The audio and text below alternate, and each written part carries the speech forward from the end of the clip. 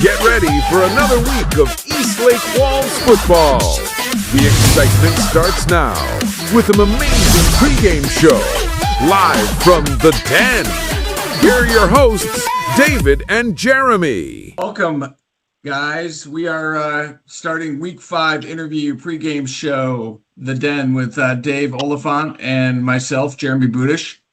Tonight, we have a host of the Eastlake Wolves offense and defensive line players.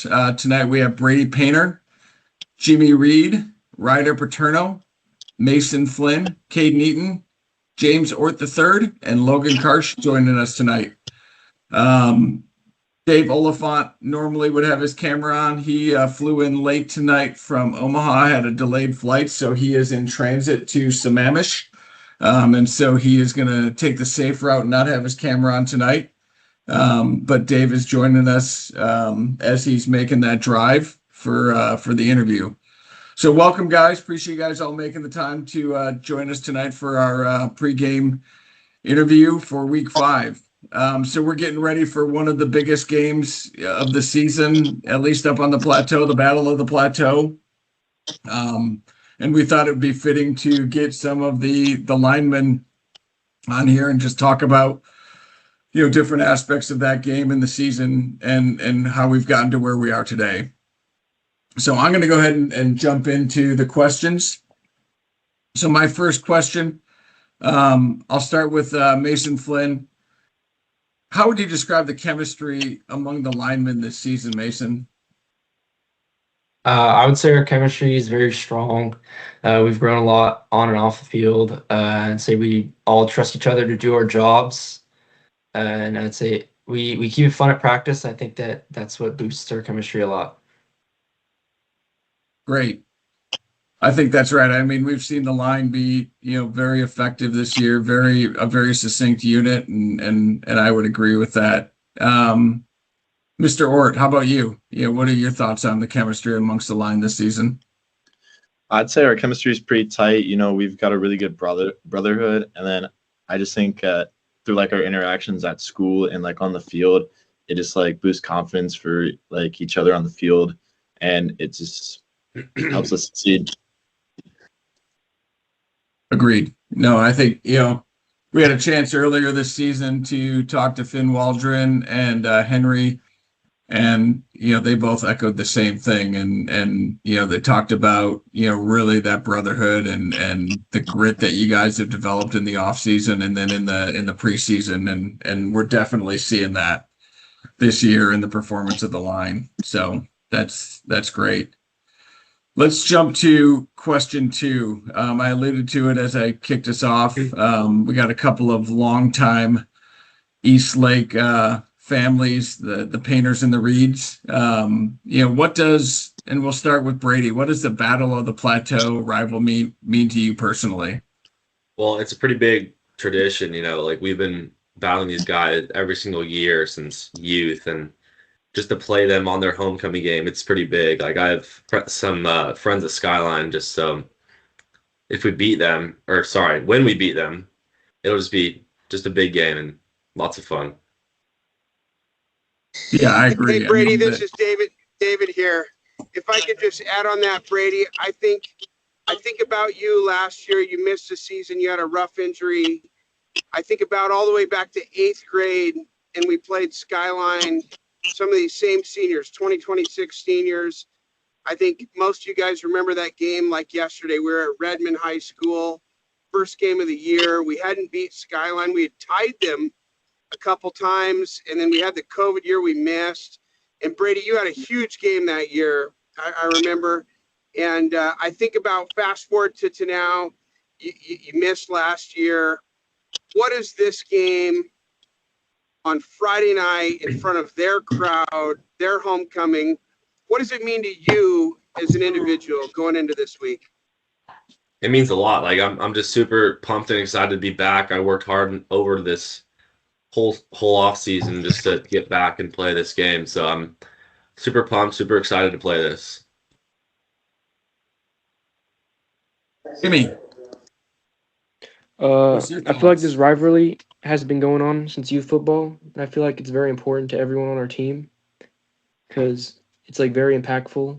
And when we win, it's going to be great. Yeah, both of us agree. I mean, Let's go. I remember that 8th grade game over at Redmond High School. You know, the mood going into the game. I mean, I think a little bit of anxiousness on our team's part, right? Because we had not beaten, Skyline to date. And, that decisive win over there, at Redmond High School really kind of set the tone for that season where that youth team went to the championship game. So I think, great things are coming out of this team this year also. Mm-hmm. So James, jumping to you, you playing both sides of the ball, how does that shape your mindset going into a game like this? Really just comes down to what my job is on both sides of the ball. It's definitely a lot of work, but I just know like if I do my job correctly and I do it right, it will impact the rest of the boys and it will like come out for a positive outcome for the rest of the team. And it's just definitely more thinking, more time spent in the game. It's just more mental preparation. Great. Agreed. Obviously, you're playing, tight end on the offensive side. You're playing D end on the defensive side. A little shout out to you. I mean, your first, varsity touchdown in that first game, that was a huge thing for you. So congrats to that also. So let's jump over to Logan and Ryder, right? Two guys coming off of a huge game against Woodinville last week. I think Logan had 2 sacks last week, leads the team in sacks. Ryder had a huge standout game. Ryder, you're a first-year player and, coming in and really contributing to the team. As you guys look at this game, what's the energy like in the locker room knowing it's Skyline's homecoming? Let's start with we'll start with Ryder and then we'll go to Logan. I think we're all really excited for the rivalry and ready to give it our all. And also knowing it's their homecoming has them coming in confident. So we're really going to have to bring it and play hard the whole game. Hey Ryder, Logan? this is David. How tall are you really? How tall are you really? I'm just like, I'm at 6'6". and I don't know what your wingspan is, but you had a batted down ball this last week, and Jeremy and I up are in the booth. You never know what to trust on everyone's bios, but you look like a force out there. And as a first-year player, so fun to watch you batting balls and getting back there in the backfield. Thank you. Yeah, Logan, let's switch to you. You're a junior player, had a great season last season on the JV squad, coming into your, kind of your first varsity, playing time and had a huge game last week. What's your thoughts on the energy in the locker room knowing it's Skyline's homecoming? Yeah, kind of like with what Ryder said, I think that everyone's super dialed in and there's a general understanding that, we need to get this done because it's going to be probably the most important game of our entire season. Agreed. I think, Skyline's having a good season. They got a good squad. It's the battle of the plateau. And so it means something, not only are they there, our enemies, if you will, but they're also our neighbors. So, the bragging rights coming into the game and coming out of the game is a big thing, sets the tone for next year.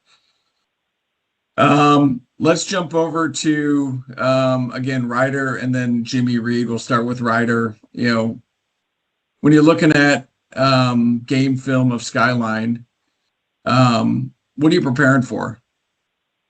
One thing I've seen from them is that they're probably going to be, or I know they're going to be really physical up front, especially when it's a rivalry game. That the energy is going to be super high between us. There's be a lot of tension. And so we need to up our physicality and play 4 quarters of high energy football. 100% agree. I mean, they, when you go look at and break down their stats, they're also a pass heavy game, right? And so I think, making sure that, on the defensive side of the ball, we're physical and we're getting the pressure we need on the quarterback because you guys have watched film, so have I. He likes to throw the ball. He's effective when he throws the ball. But it also looks like when we get pressure on him, we can definitely get him rattled a little bit. So, how about you, Jimmy? You've had a couple of big games, and let me ask you. I mean, same question Dave asked you, Ryder. You're a big, tall guy. What's your actual height? Like 6'4". 6'4". Yeah, I mean, two guys up on the offensive defensive side of the ball with huge wingspans and have been real effective. So, what's your thoughts on game film? I've seen that they pass a lot. I mean, they have a young quarterback, so we're gonna try to get pressure to him and make him make bad decisions. That's a great game plan. We like I said, watching film, it's evident if we can go get pressure on him, we're definitely gonna get him rattled a little bit. So, hey, Jimmy, this is David. Just adding on that, just one piece, and this goes back to my youth. That when you have a rivalry game like this, you can take the records of both teams and throw them out the window. You're both 0-0 at this point. You don't like each other. You've played each other since third grade. You played these guys last year. Eastlake has had the edge on varsity high school football against Skyline the last number of years, but historically, Skyline's dominated. Skyline's got multiple state championships and all that. And in the last couple of years, we've had the fortune of being on the road. I remember Ryder Barry Smith and Jake Aaron scoring a touchdown last year against Skyline to secure the game. Now we're on the road. So what can the defense do differently on Friday night to really get the edge on Skyline?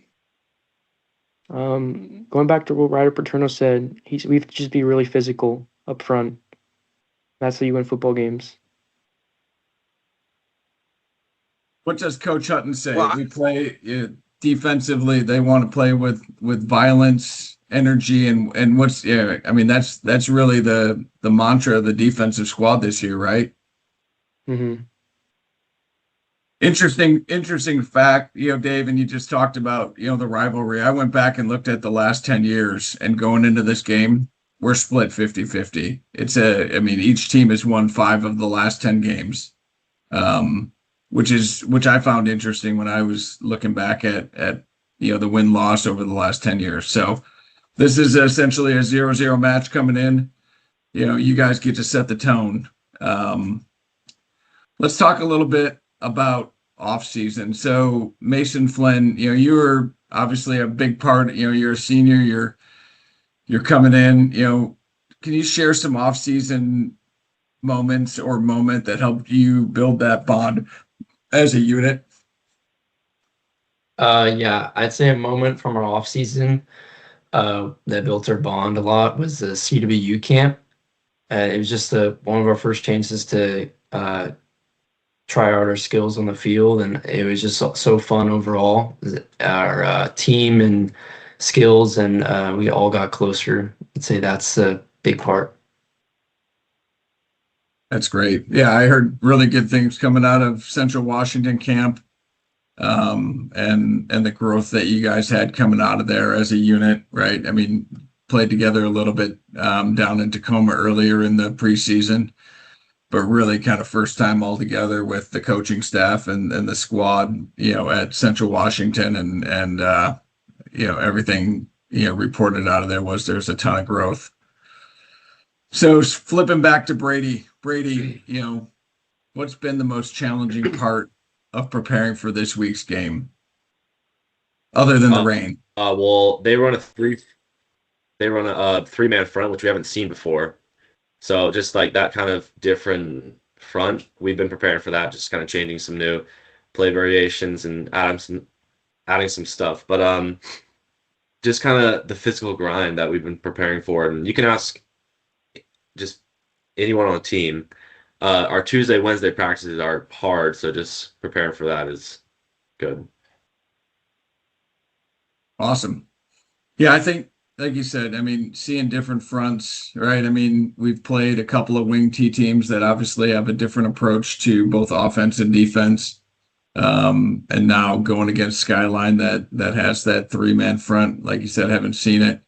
So making some shifts, obviously they're scouting us just like we scout them. So yeah, we got to kind of evolve the game. So excellent answer. James, how do you mentally and physically recover between playing both sides of the ball? For me personally, it's, having a short-term mindset, is say there's like a negative offensive play. I can't drag that onto the defense and then have it affect my teammates. Just, playing in the moment basically, and like not living in the past, just playing in the present. And what are you doing if you get gassed? How are you letting the coaches know you need a breather or you don't take breathers?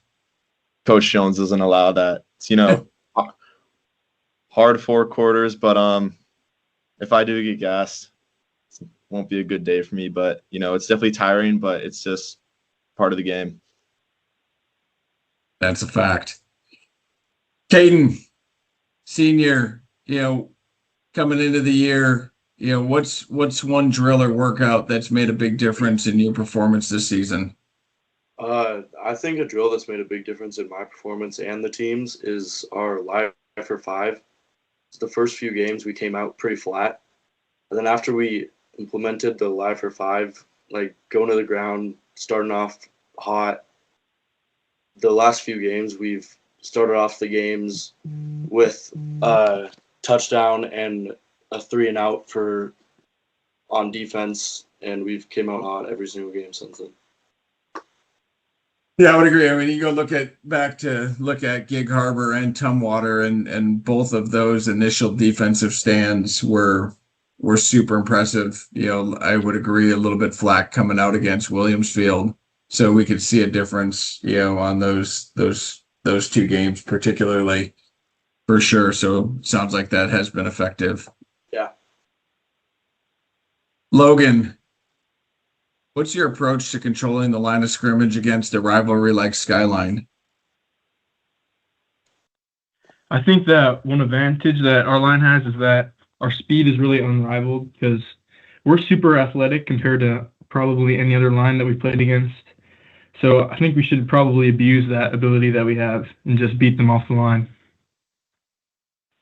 Execution, fast off the line, just like everything we talked about, back in youth and JV, right? I mean, you're not, like you said, you guys are not the biggest line, for sure in Kinco, but, I do think I agree with you. You guys are an athletic bunch. And so use that to your advantage. 100% agree. Jumping back to Mason, how do you communicate and adjust during the game when switching, between offense and defense? Yeah, when switching, we kind of just all talk about what we're seeing and call out, try to make the changes accordingly. Like at halftime, we'll have a meeting about what we're seeing, and then just during the game, we'll just go talk to each other about what we need to do going forward on the next play. Yeah, that communication, for you guys is super key, right? Making sure, you guys are locked in as you're going from, offensive to defensive squad is critical. And I think that's great. Caden, when you think about all your teammates out there, guys on the video tonight, on the interview, guys that aren't, what teammate on the line do you rely on most in those high pressure moments? I'd probably say my D tackle, Finn. We can both get to the quarterback pretty well almost every time, and we work off each other, so cause havoc in the backfield. Absolutely. Yeah. Finn Waldron, for those of you on, listening tonight, I mean, he's got a motor like no one else, right? I mean, he's a 3rd-year starter. He's one of those guys that shows up every play and gives 110%. For sure, one of the leaders on the squad. Can't say enough about Finn, and guessing on what your answer was going to be, I would have guessed it was going to be Finn. So, yeah, who doesn't like a little bit of Finn Waldron? Oh yeah. Okay, jumping over to some fun stuff. Let's start with Brady. When you think about the line, who's the loudest or funniest guy on the line? I'd probably say Finn. Like there's times where he's kind of quiet and on some of the practices, but there's other times where he's screaming, jumping around, dancing to music, just having a good time. And that kind of we all kind of do that sometimes. So it's always just kind of a good time in practice. We always make it fun. So let me have a little add on to that. Who's the smiliest guy on the line? Ooh, smiliest, probably Jack Devine. He's always laughing about something or whatever. Okay. I thought you were going to say Paxton. We interviewed Pax last week, and I don't know that Paxton has any face other than a smile, but Yeah, I would agree he is Jack always Devine's smiling, also too. a smiling guy Yeah. for sure. Ryder, how about you? Loudest and funniest guy on the line? I think a lot of people would agree with this. I'd say one of the funnier people is Jaden. Some of the things he does are just really funny, and they brighten the mood and give everyone high energy throughout practice. I love Jaden. Yeah, he's a great player, great kid. He's been injured for at least the first 4 weeks. But yeah, he gives a lot of effort when he's out there for sure. And I definitely like being around him when I was coaching him. So I would agree. All right, Logan, if you could describe your line in one word, what would it be and why? I think just like what I was saying earlier, a good word would be agile, just because of how swift we are off the ball, and it's really our biggest advantage as an athletic defensive line. Love it. Love it. Yeah, quick, fast, agile. Okay. Last question. I got two of you. So we'll start with Jimmy and go to Caden. When you're thinking about what message you want the Eastlake fans to have ahead of the Battle of the Plateau, what would you want that message to be? So Jimmy? Just get ready for a show. Get ready for a show. How many sacks or tackles are you gonna have, Jimmy? I don't know. Maybe about 6 or 7. There we go. All right, Caden, how about you? I'll say that we're gonna start the game off hot and aggressive, and we're gonna just take over the trenches. I love it. Yeah. The game is going to be one on the line. We know that. We're talking to the guys that are going to go do it. Before we jump off, Dave, do you got anything else to ask or add? No, this is super fun. I just to Brady, I can't help to imagine the 3-man front. I feel like, even going back to 7-on-7 and the last couple of years, this offense has seen a lot of the 3-man front, 3-4 defense. How do you feel blocking the zone, inside, outside zone run game? I mean, Miles Johnson's one of the top running backs in the state. You got to feel good about him running behind you. Maybe even, I'm not sure if number 44 will be back this week or not, but how do you feel about blocking the 3-man front in that zone offense? I feel great. I'm totally ready to block them. We've been preparing for this, so I'm always ready. Well, guys, I appreciate you. I know, Jimmy and I come in tonight. We're super excited just to hear O-line guys, and sometimes we don't get to call out your name as much on some of the YouTube, live broadcasts, but we really do love you guys, and so many of you guys, we've been part of going back to 3rd and 4th grade, and this really is a big rivalry. I can't wait to be up the hill at Skyline on Friday night watching you guys. I'm sure you're going to be hyped. So best wishes to you guys, and thanks for joining us tonight. Hey, before Yeah, we me jump too. off, guys, you guys have all heard of our the pick of the week that Dave and I put out there, the wolves in the woods. Have you guys seen that yet on social media or on the YouTube channel? If not, you need to. So go check it out. So every week we're picking players that we feel like are having impacts on the game. This is not sanctioned by anybody other than Dave and I. And last week we got the opportunity to recognize Pax when we had him on. We're doing 2 players every game, so we're doing the skill players and then what we're calling the big skill players who are on the call with us tonight. And we have one of them on, and so I'm gonna throw it up there and share my screen for a second. So Ryder Paterno, week 4. The big skill player, player of the week by Dave and Jeremy. You had a heck of a game last week. I saw you quick after the game. Quite the effort last week for you coming into your senior season, your first time playing football. And like we were talking before we started the recording, you had a fumble recovery and a bat down and a few other big plays in the game. So congrats and great game last week. Thank you so much.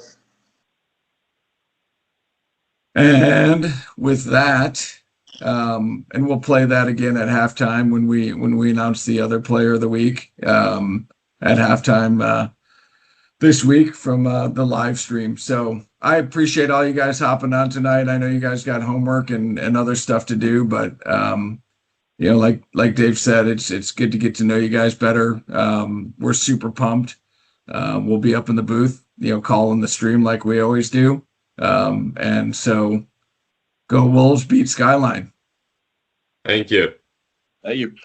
Thank you. Thank you so much. Thank you. Thank you. Thanks, guys. Wolf strong, pack strong. Let's go, boys. Yep. Oh, yeah.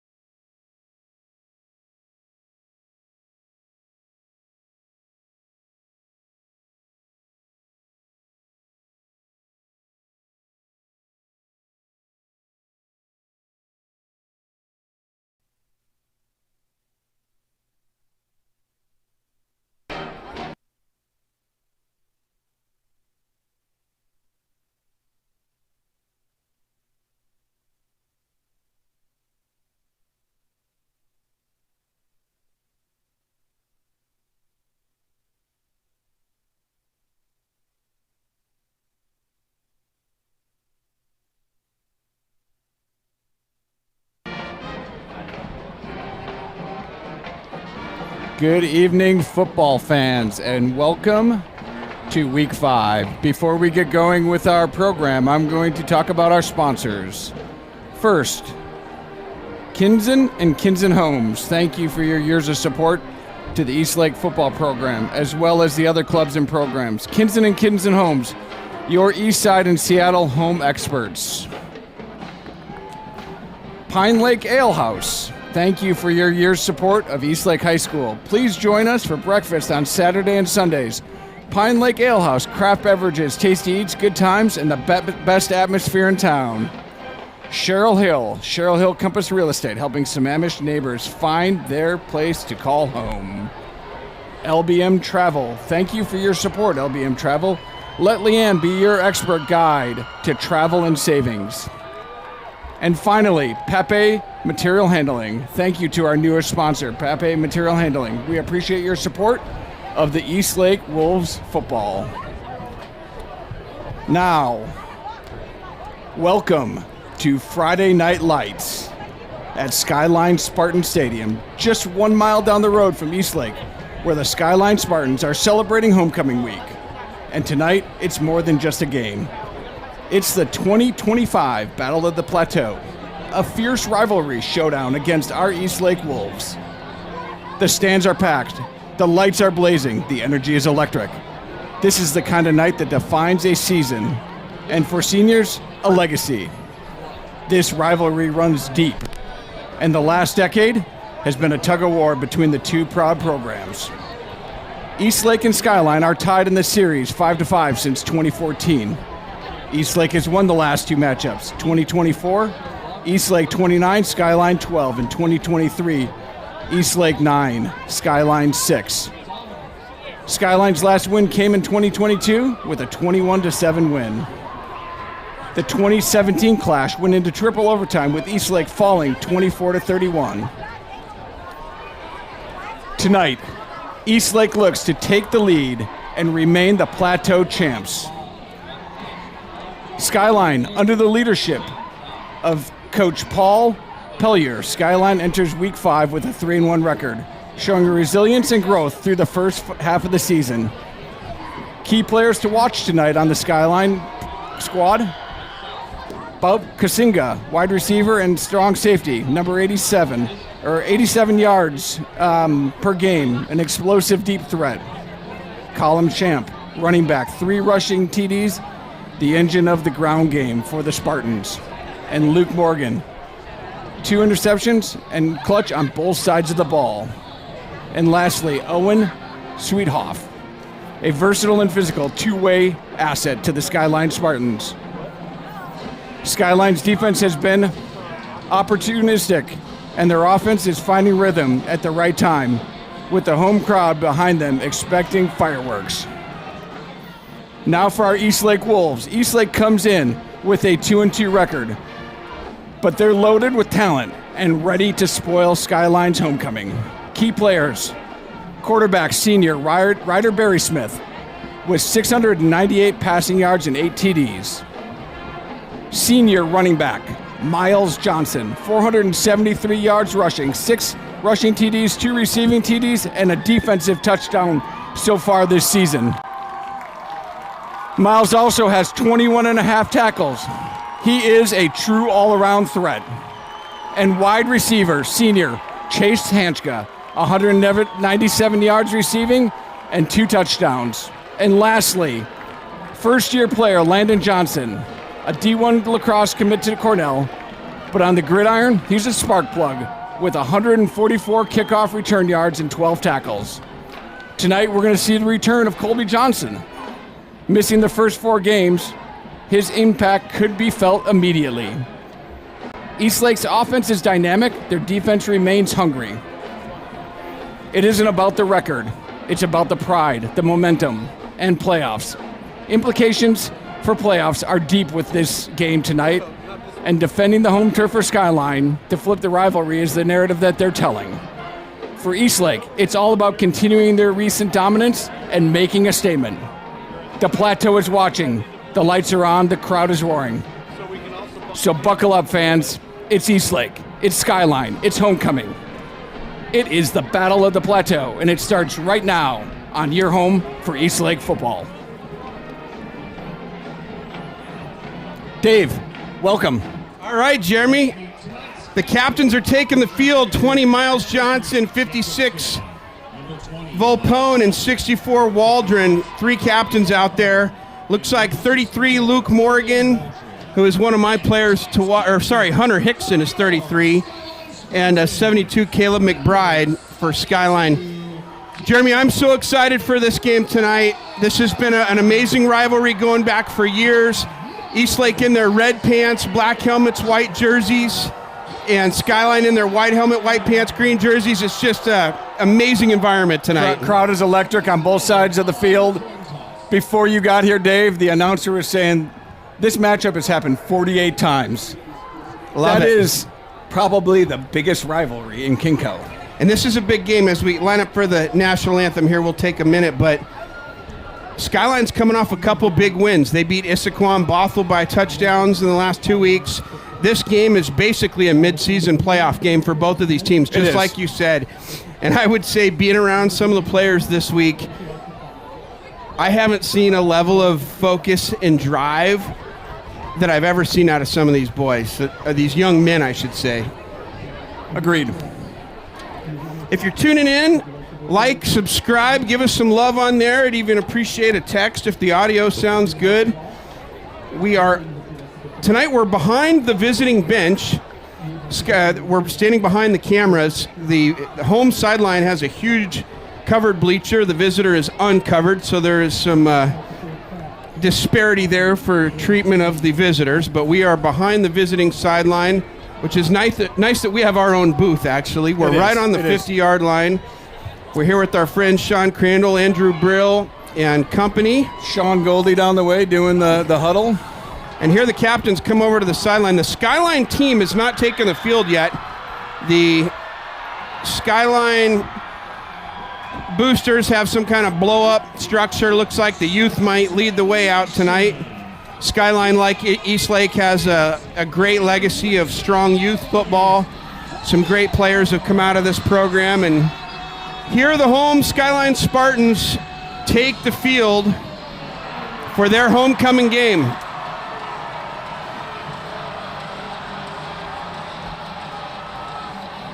Jeremy, I must say, when I saw that Skyline put this game on their schedule, the rivalry, these schools are 1 mile apart here in Sammamish, Washington, and they put Eastlake, the rival, on the schedule as homecoming. That's about as bold as a move as I've seen. That is as bold as it gets, Dave. I mean, the rivalry between these two teams, I mean, not only are we neighbor schools, we live in neighborhoods with, these players, these families. And like you said, I mean, 48 times has this matchup happened. It's a big game for both teams. Playoff implications for Kinko run deep in this game tonight. All right, we'll pause for the national anthem here.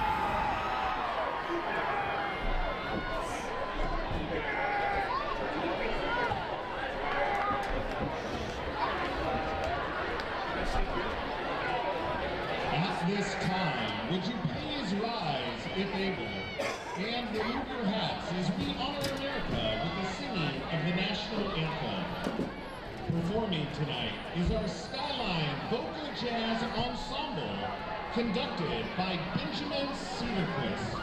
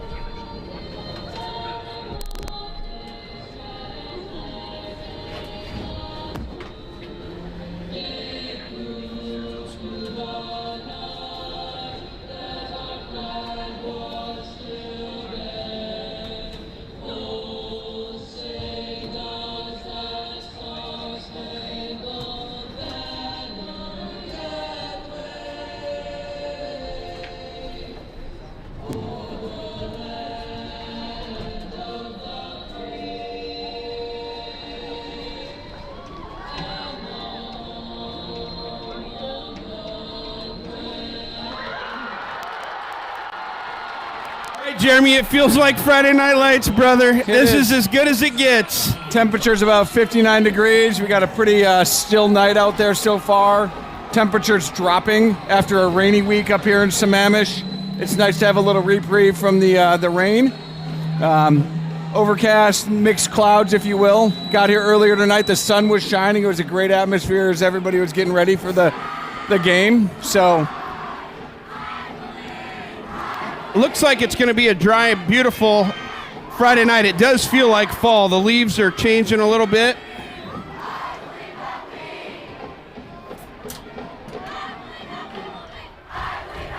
Coach Hurd is calling for kickoff cover while the stands on the Eastlake side are chanting, "I believe that we will win." The student section right below us blocking our Eastlake cheerleaders. Dressed in all red tonight. I believe it's a red out is the theme tonight. Eastlake kickoff cover. We won't have time to cover everybody, but in front of us here, number 2 is my son, Estes Oliphant. Looks like he's got a little white leg swag tonight. We'll see if he can show off. Ben Byman, the kicker, number 19, has been a great special teams player, a booming kick. We had an opportunity to interview him a couple weeks ago. Chase Hanska, the contain on the far side. The crazies in the middle, 35. I believe that's Vandermeed, and 22, Finn Hanna. 27, Bratlin on the near side. Try to cover everybody. 36, Troy Baker. And we are off and running for the battle on the plateau. Back to return number 5, Luke Morgan for Skyline. And that looks like a 0. It'll go to Morgan. Morgan is a good football player. He's been playing since youth against these same boys. And Morgan gets across the 15. They got nothing. And he's tackled by number 32, Rory Johnson. And the Eastlake defense will take the field, Jeremy. We'll see what they got kind of wrapped up. I mean, really, Dave, as you look at the numbers, Skyline's a little bit heavier passing than they are a running team. You know, they tend to go to the air a little bit more. We'll see. I mean, they run the stats on them. They're about 60% passing. And on the field is number 44, senior Colby Johnson, the Division I Colorado commit. This is the first down of football that we've seen Colby all season. I don't know if Skyline knew that Colby was going to be playing or not, but Colby is fast. He runs a sub-11 100-yard dash. He's 6 foot 2 and change, 215 pounds, and here we're going to see him in action. First play of the game, it is a pass to the flats, out to Morgan. Steiner in coverage. Morgan stiff arm Steiner. It'll be not enough for a first down. He went out of bounds, gain of 8 on first down. So Skyline puts their senior tailback end receiver out there for a quick curl route, and we've got second and short. Defensive line for the Wolves tonight on the near side, James Ort, defensive end, Ryder Paterno on the far side. We've had a chance to interview them, and it looks like Devine and Waldron are in at D tackles. Steiner coming into the game with 15 tackles so far this year, so he's been a pretty effective defensive back for the Wolves. Quarterback number 10 for Skyline. It's not on my list here. Under center, I formation. Tight right. It's going to be a toss reverse. Fakes the reverse. Holds onto the ball. Looks like enough for a first down. No, they're going to call third down. So the Wolves get a stop. It's going to be third and short. A gain of only about 1.5 on the play. I can't say how excited I am to see Colby Johnson back on the field. He looks huge out there, and he's the fastest player on the field. Number 26, Adam Barrick, we've had a chance to meet with over the last couple of weeks. Played running back and inside backer. 4, Steiner on the far side. 2, Finn Hanna, and 27, Barrett Bratlin on the near side. 15, Hanchka's back at safety. 23, Landon Johnson at corner on the far side. To end around to 0. Cuts it up, and he's hitting the backfield. I don't believe he did have enough for a first down. They are going to move the chain. So Skyline converts on the end around. That's 0, I believe, Ari Gibbons.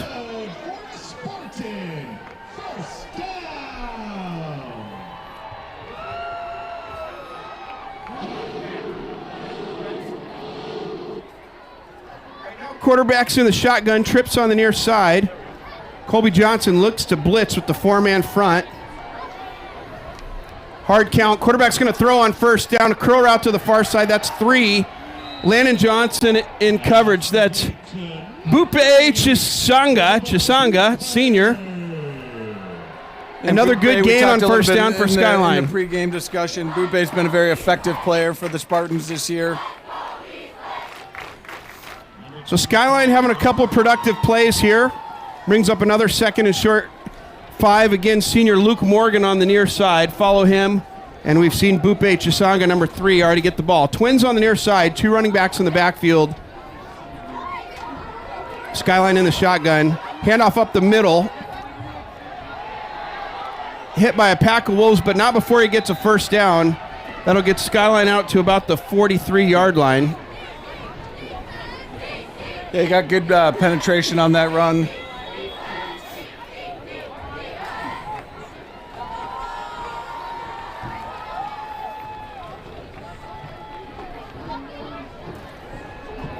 Trying to pull up some of the roster for Skyline here on Max Preps, they don't have a lot of the guys listed. They don't have the Number numbers. 10 is not listed. Yeah. Is it Ben Odom? Does that sound right? Ben Odom? We have some folks in the booth we're asking. All right, 1st and 10 on the 43. Let's see if the Eastlake defense can come up with something here. Trips on the near side. And a flag's out. They're going to call encroachment on the offense. No, now he's pointing the defense. They're marching the ball back. The white hat pointed the wrong way. Very rare that you see encroachment on the offense. I'm not sure. Usually a false start or an offsides. I don't know that the official signaled the right play, but I think the intent was that it was a 5-yard procedure penalty against Skyline. I'm sure the coaches are furious right now. Encroachment on the offense. That's a first for me, Jeremy. Yeah, unless they're picking up the ball and doing something funny at the center position. I know that's been a big focus in the NFL this year, so maybe these guys were watching the game the other night and decided they were going to watch it tonight here. Skyline comes out, trips on the near side, shotgun formation, single receiver far side. Hard count, RPO, it's a pass play. Nothing. In and out of the hands of number 20. We do not have his number either. We're going to look for, if you're listening and you have a Skyline roster, text it to me. We have so many missing players. Yeah, the roster we have up here is the Max Prep roster. Wasn't a lot of information on Skyline. Skyline's receiver coach, Kason Williams, returning to his alma mater after several years down the road at Eastlake. And I believe he's also the offensive coordinator. Trips to the near side, 2nd and long for Skyline. First favorable position for Eastlake. Colby Johnson blitzes, caught by 3, bounces off the first Eastlake defender, gets out of bounds, and that'll be a first down. The Eastlake cornerback was in position for a stop there. And number 3, Bupe with the gain. Bupe with a couple of catches here early on. Yeah, I mean, Bupe's average 87 yards a game. He's been an effective player.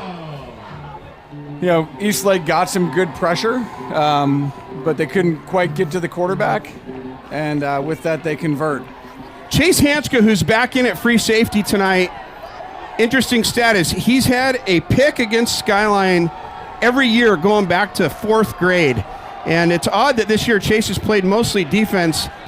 I'm just putting some aura out there that Chase Hanska is going to get a pick tonight.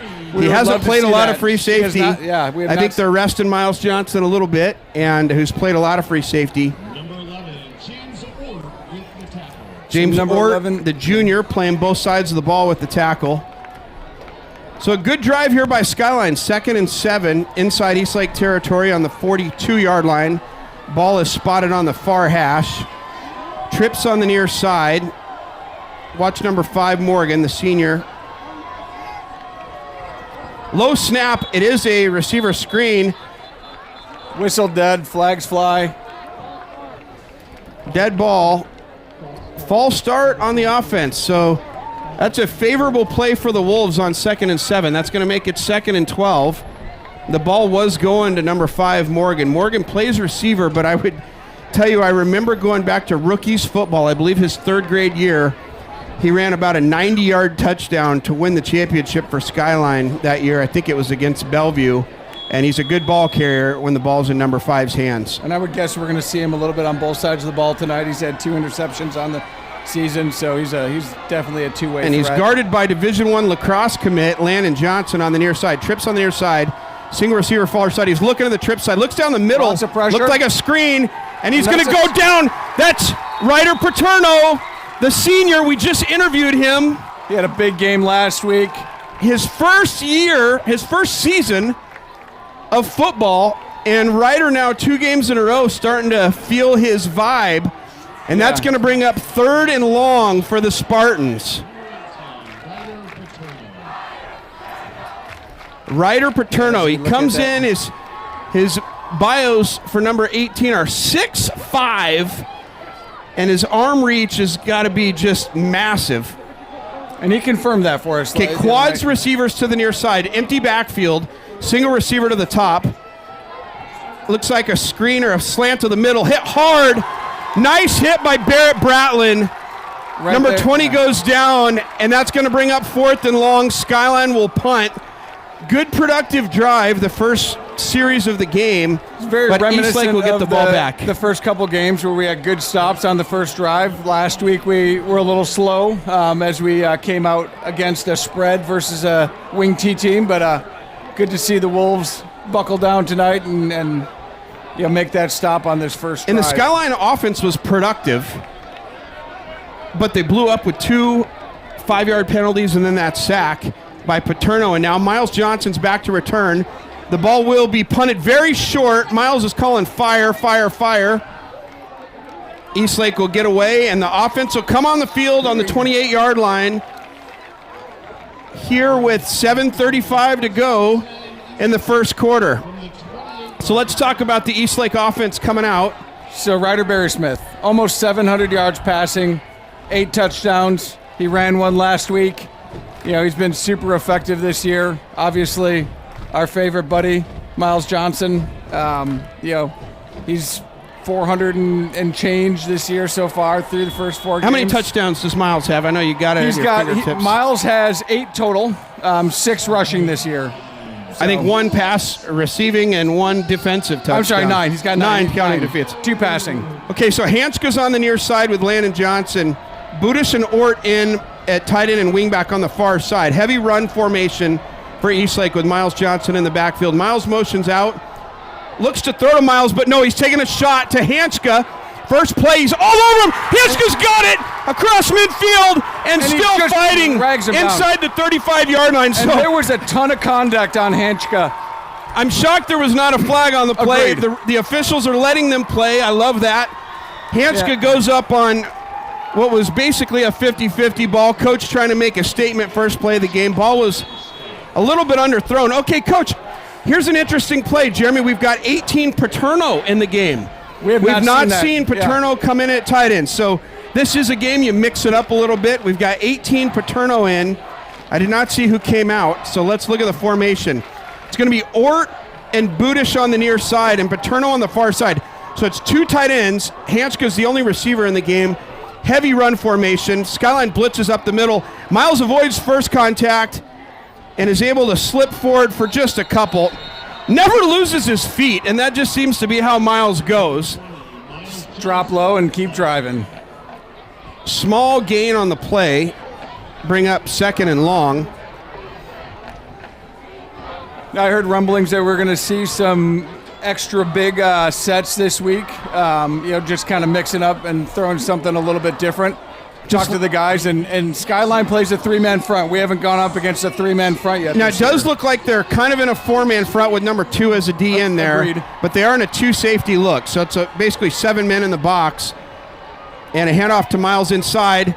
A blitzing outside linebacker. That's number 33, Hickson, whose dad coached youth football against me and Jeremy going all the way back to 3rd or 4th grade. And he is an outstanding outside linebacker. All right, so 3rd and basically 10 for the Wolves here. First play of the game, Hanska gains almost 40 yards on a pass play, and now the Wolves stare at 3rd and long. Mason King comes in the game with Landon Johnson. Wolves are in. Going to take a timeout here. So as we single back, trips to the far side, and coach calls a timeout. Didn't like what he saw. So as we jump to the timeout, real quick reminder to all of our audience, we have the fundraiser tomorrow night down at Pickering Barn, Wolves Under the Harvest Moon. It's going to be a good time. I know I'm going to be there. I know Dave's going to be there. We're participating in it. I'm not even sure what our capacity is yet, but we're participating. We are. Let's take a shout out to our cheer squad sponsors. So Inspire Dance Academy, Precision Chiropractic, Deleuze Lash and Skin, Seattle Search Group, Hensel Phelps Construction Company, Cheryl Hill Compass Realty, Studio B Portraits, Premier Mechanical and Electrical, Seattle Yachts, Dale Carnegie, Amy Barley and Lori Bauermeister Real Estate, and Glow Airbrush Tan. Thank you for supporting the Eastlake Cheer program. All right, so here's 3rd and 10 for the Wolves, maybe 4 down territory. I don't know. Barry Smith's in shotgun with Miles behind him. Hanska on the near side. King, Ort, and Landon on the far side. Skyline shifts around. Barry Smith looks to pump fake, takes a shot downfield. Hanska, his guy, Chase, Hanska, number 15, the senior. Touchdown, Eastlake. So that's Chase's third touchdown of the season. He's been very effective, as we talked about, coming into the game, almost 200 yards. So good to see Chase having a great night with a couple of big receptions. I just had a Skyline roster texted to me by Jordan. Thank you for that. I appreciate that.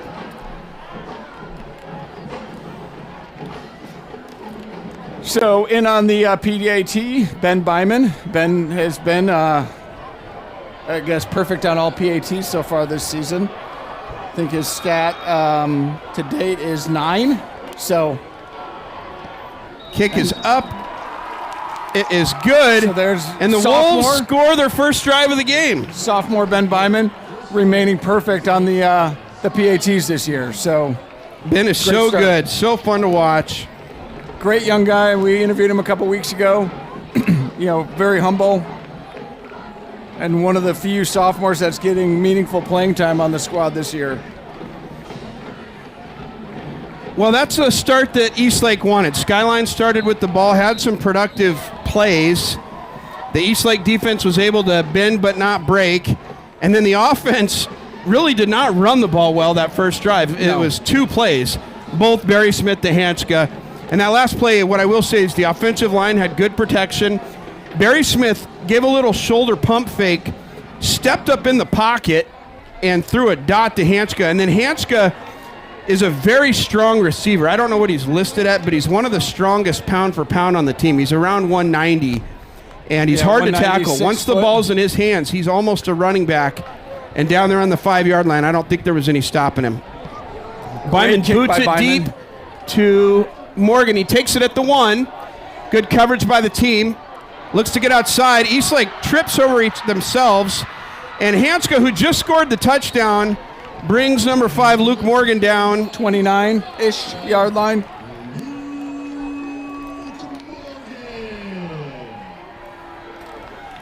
So we're going to see the Eastlake defense come back out on the field. Hanska playing free safety needs a sub. They're calling for a free safety there. He's had a couple of plays. Miles will come in. Usually Miles is the one that's exhausted, but Chase, you've done some work tonight, son. You get a little break. 2 catches, a touchdown, and a tackle in the last 7 plays. So Colby Johnson still in at linebacker there. And Barrick next to him. Tight formation for Skyline. Twins to both sides. Empty backfield. Looks for a quick pass. Quarterback looks downfield. Does it suit he likes. Scrambles. And is able to pick up close to a first down with his legs.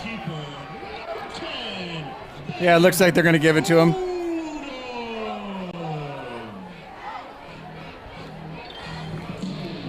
So Ben Odom, quarterback, gets about 9 yards on that play.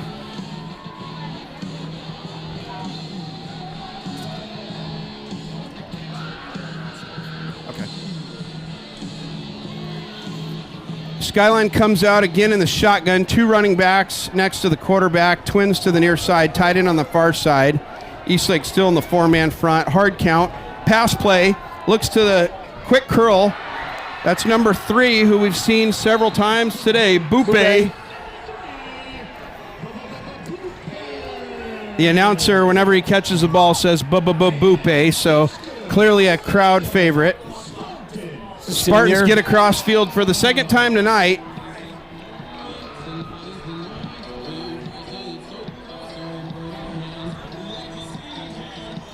So, Jeremy, this quarterback can use his legs. We saw 1 sack on the first drive. There he had some pressure, didn't like what he saw, and stepped up. He's completed some passes, had 1 dropped, another one that was hit hard by Eastlake defender, but the quarterback comes out tonight playing well. In the shotgun, handoff up the middle, 23, cuts back, and he's got room to run. Miles Johnson's got an angle, takes his legs out on the 20-yard line. Nice tackle by Miles. but not before a pickup of about 25 yards for the Skyline Spartans here on their homecoming night. It's going to be Miles's 22nd tackle on the season. Most effective tackler in the defense. And as we noted, Miles didn't even start tonight. Miles on defense, he didn't start. Correct. Looking to save his legs. Skyline trips bunch to the far side. Single back, quarterback's under center. Probably a run play. Three's in motion. It's a fake run. Quarterback bootleg. It's empty. And he's going to run it himself. He gets hit hard, but not before he picks up about 9. So it's Finn Hanna on the tackle. So Ben Odom with some huge plays here on the second drive of the game with his arm and with his legs. Skyline came out in a formation, looked to be heavy run. It was a fake toss play, naked bootleg, and Ben made it work. Shotgun formation, bunch trips to the far side. Morgan's the single receiver on the near side. I could see Kason Williams calling Morgan's own number here in man-to-man coverage on the near side, and indeed he does. Here's Morgan with a quick curl route. Landon Johnson in coverage, and Morgan will carry him into the end zone for a touchdown. So nice play there by Luke Morgan. We knew he was a good athlete. Kason Williams adjusted him. He was out wide on the numbers. He came in closer to the hash and just threw a quick stop route. Landon Johnson was there, but Luke Morgan's strong. He's listed at, we don't have his listing here. He's listed at 6'1", 175. Big kid. Yeah, big kid. For a receiver. So Skyline's going to line up. Look to tie the game with their leg here, their foot rather. Good snap, good hold. Kick is good. And we've got a tie game here with 3:17 to go in the first quarter. This is everything we wanted, Jeremy. 7-7. We got, like you said, 3 minutes left in the first quarter. And Eastlake's going to receive the ball for the first time tonight. So that will be exciting. We've seen some pretty dynamic run backs by the Wolves this year. So that could be fun. See who Skyline decides they want to kick it to. Our special teams, we've had peaks and valleys. Definitely. As you mentioned, some great kickoff returns. In general, the kickoff team, return team's done good. So I saw Landon Johnson running out there. He's been pretty Looks effective. like Miles Johnson back to return. Usually it's Hanska. Not sure if Hanska's getting a break or it's designed to have Miles back there, but Hanska's getting a breather. 4 Steiner is a fullback. 35 Vandermeer to up back. 26 Barrick on the other side. Next up is 10, who's Arif Doshi. I can't see the far side of the field. On the near side here on the front row, that's 16 Blake Pichard. 17 Gideon Birchfield. 27 is Barrett Bratlin, and 32 Rory Johnson. It's 22 Finn Hanna on the far side on the 40-yard line. So that's our Wolves kick return team. Good to see some of these young juniors and sophomores out there. Jeremy, I don't believe that Skyline's kickers got quite the leg Byman does. I would agree. Landon Johnson and Miles are lined up on the 5. I think the ball is going to land on the 15, and if they can catch the ball running forward, that would be a good thing. It is a low kick. Miles fields it on the 10. That's Landon Johnson, and he's going to be wrapped up on the 18-yard line. Low hard kick. What do they call it now? The dirty ball? The dirty ball. I don't know if that was quite a dirty ball, but the impact was dirty, and Skyline gets Eastlake inside their own 20 for Eastlake's second drive of the game. So let's see what the offense has. If you joined late, Skyline started with the ball, had a nice drive, stalled with a couple penalties and a sack, punted to Eastlake. Eastlake did not run the ball well, but had 2 big pass plays to Hanska. First play was about 40 yards, and then a touchdown from 30 yards out. And Hanska is on the near side, the receiver, as Miles. is Ort, the tight end, and Budish, the wingback. Miles in the backfield. Looks like 18 Paterno is in at tight end on the far side. Budish shifting. Run formation, Miles Johnson.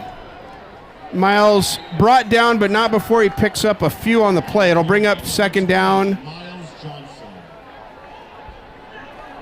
They definitely have a pretty effective front on this Eastlake run game so far this game, but now a couple of the bigs will come out. Paterno and Budish come out. Mason King and Landon Johnson go in. This will be a passing formation for Eastlake. Ort, who was previously at tight end, is in the slot on the near side. Hanska, receiver on the split end. Miles in the backfield with Barry Smith. Barry Smith looks for the flats, didn't see what he goes. Didn't like what he saw, and he's still on his feet as he gets across the 30. And that's a first down, Ryder Barry Smith. We saw that a couple times last week. I mean, Ryder rushed for his first touchdown of the year last week. He was effective last week, and the Spartans are going to need to at least make sure they're paying attention to that. Or Ryder I agree. will extort him a little bit. Ryder has to be respected. He last year on a play-action play scored on a quarterback bootleg against Skyline. Huge touchdown. I had the opportunity to call that play, and I remember it like yesterday. But Ryder played receiver, and I remember when he was in 5th grade as a sophomore, last play of the game, he scored a long touchdown in this end zone to our right to tie the game. And here Barry Smith has the ball in his hands again, looks to the flat to his boy Hanska. And that's good defense by Skyline, number 21. And we don't have that number. Batted it down. It looked like he maybe had a chance to intercept it.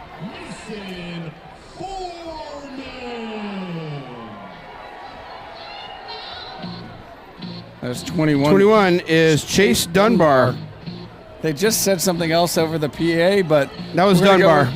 Go with 21, Chase Dunbar on that, and I agree with you, Dave. There was a shot for a interception on that one for sure. Ryder threw it a little bit behind Hanska there as he was rolling out. So 2nd and 10. We got trips on the far side. Hanska, the single receiver on the near side. It's a play action. It's a screen now. I think they're going to call that incomplete, although they haven't blown it dead yet.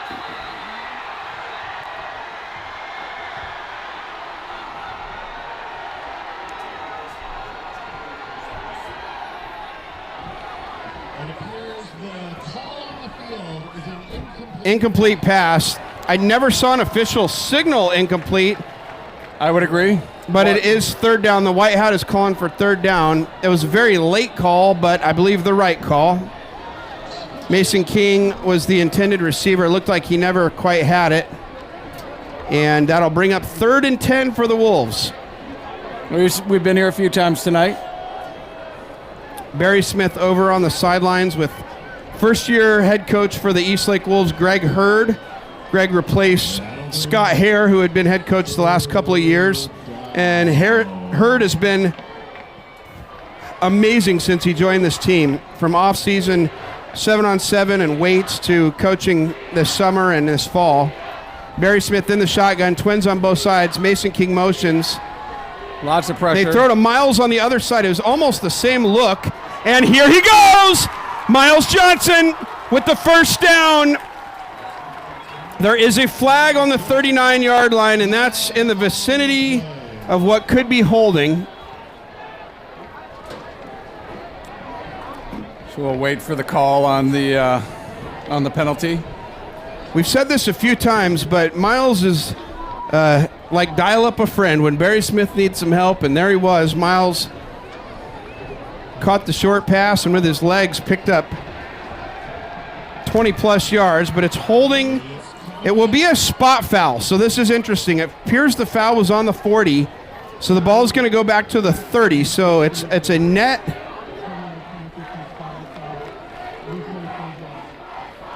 Sorry, it's going to go all the way down to the 25. That's interesting. No, I feel like they marked off 15. Well, regardless, it's going to be 3rd and close to 20 for the Wolves. Ball's on the 24. The yard to gain is the 44. Trips on the near side. King, Ort, Hanska. Far side's Landon Johnson. Landon's nearly double covered on the far side. They could take a shot to Landon. Miles motions out of the backfield, empty set. He's got pressure. Inside screen to Hanska. if Hanska would have came outside, there's no way he could have seen it. There was a seam, but there was a host of Skyline defenders there. Nice gain on the play, but that will bring up 4th down, and the Wolves will punt away. Again, the holding penalty was the drive killer there for the Wolves. We saw that the first series for Skyline with a couple of false starts. I think they called one encroachment. Jack Steiner back to punt the ball. Tight formation on the coverage. Steiner, the backup tailback, very athletic. A long kind of rugby-style punts low over the head of the returner, and he will defend it. Mason King is there. No, sorry, Landon Johnson. So a great punt by Steiner, low spiral. A dirty punt, if you will. A dirty punt. I'm shocked that the receiver, Ari Gibbons, picked that up off of a one-hop. That was a bold play by him, but Landon Johnson, who's fast. I do think, a pretty smart heads-up play because that ball was rolling and it would have went deep. So, I think, Ari saw what he was up against and figured he could save a few yards for his team by picking that up. Jeremy, one thing we haven't seen are any turnovers tonight. It'd be nice if the Eastlake defense could create something here. Agreed. So Finn Hanna. Quarterback looks to be under center. Trips bunch to the far side. I formation. Looks to be a run formation. And the ball is dropped. Quarterback picks it up. It's a bootleg again. He still has time. He's going to run. Steiner closes the gap on him, throws him out of bounds at the 25, but that's going to be another gain of about 9 on 1st down, despite the fumbled snap. Yeah, it was a poor snap. He grabbed it and just ran with it. Gain of 9 on the play. It'll be 2nd and 1. So 2nd and 1, 26 seconds left in the first quarter. Give the Skyline offense credit. They've been diverse in their formations and their play calls. Kason Williams calling this plays tonight for Skyline. Play action. Quarterback looks to the flats. Doesn't like what he sees. A lot of pressure. And there he is, Colby Johnson with a sack on the 21-yard line. Colby coming back after being out a few weeks with his first sack of his senior season. Congratulations, Colby Johnson. I knew once Colby was behind the line of scrimmage and the quarterback was scrambling, he would eventually get him. I didn't know where, and Colby got his big paws on number 10 and threw him to the ground. It'll bring up 3rd and 4. We're going to switch sides here. Here at the end of the first quarter.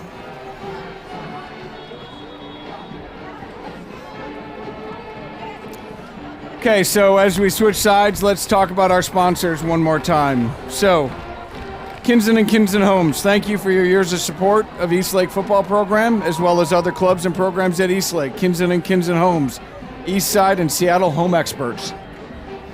Pine Lake Ale House. Maybe you're sitting down there watching the game. If you are, you should come up here and actually see the game, but maybe after the game, head down to Pine Lake Ale House or check out their breakfast on Saturday and Sunday.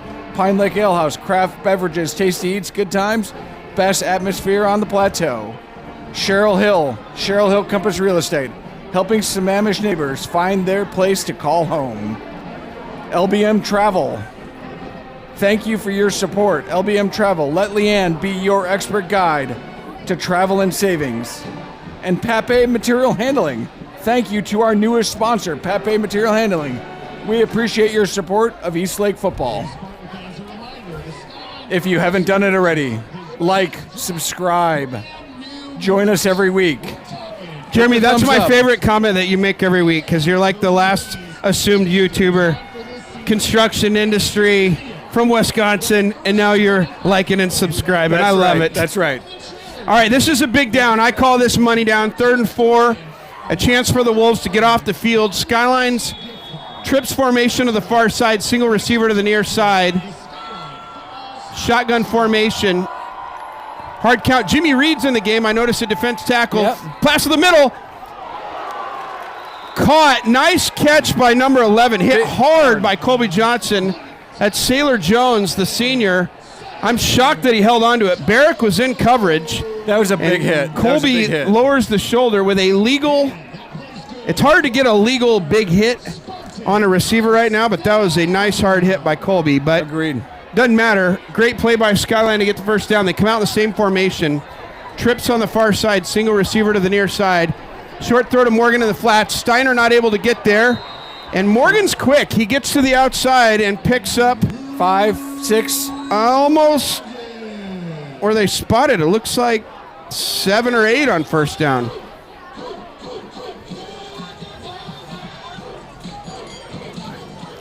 You mentioned Kaysen Williams. Kaysen had been the receivers coach at Eastlake the last number of years. We got to know Kaysen. Kaysen played at Skyline, played for the Huskies, played for the Seahawks, and now he's calling the offensive plays here under head coach Pulier, who played for Washington State, played defense. Skyline on second down and short gets a big run of about 10, and Skyline is driving here in the beginning of the second quarter.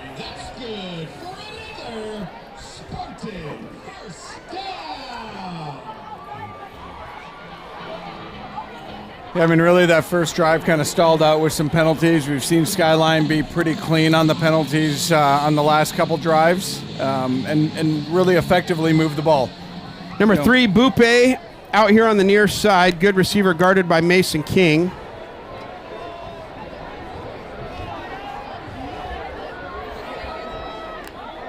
I mentioned Jimmy Reed in the game at defensive tackle. Colby gets through, just not able to wrap up.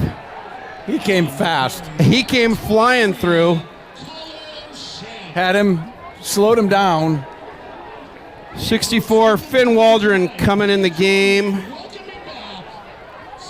for Jimmy Reed. Finn Waldron, another one of those two-way players for the Eastlake Wolves. Finn's played almost every down on both sides of the ball the last couple of years. Great, great lineman. Trips on the near side. Morgan, single receiver to the far side. Quarterback's in the shotgun. Eastlake looking to bring some heat there. Steiner drops back. Ball's bobbled, and a great throw. Ton of pressure on the quarterback. Colby Johnson blitzed up the middle.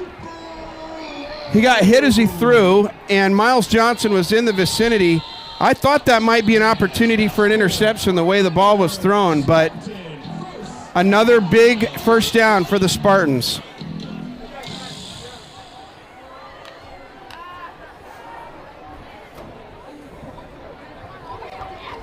Trips on the near side. Looks like an audible being called on the sideline. Hard count. Looks to pass. Pressure screen to number 23. Bobbles it for a second. He's hit by a host of Wolves, knocked out of bounds. And Skyline is driving. I did see Colby Johnson there. Colby looks like he's maybe finding his groove here with the game speed. Yeah, I mean, it takes a little bit. I mean, if you haven't played a snap of football since last year, you know, kind of get back into game shape, if you will. So good to see Colby being an impact.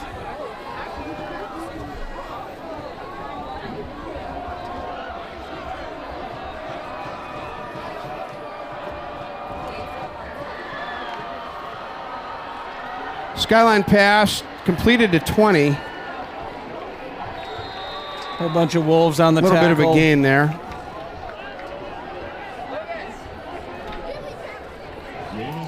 It's going to pick up about 5, take it to second and about 5. So we march down to the 10-minute mark. So Jeremy, I give Skyline credit. This quarterback has not made very many mistakes here. Agreed. Early in the game. He's connected with a host of receivers. Skyline comes out, twins on the near side and the far side. Motion to the far side. Run up the middle to 20. He's got the edge. He slips. Tackled on the 11. Looks like Barrett Bratland made the tackle there. Barrett having a big night tonight.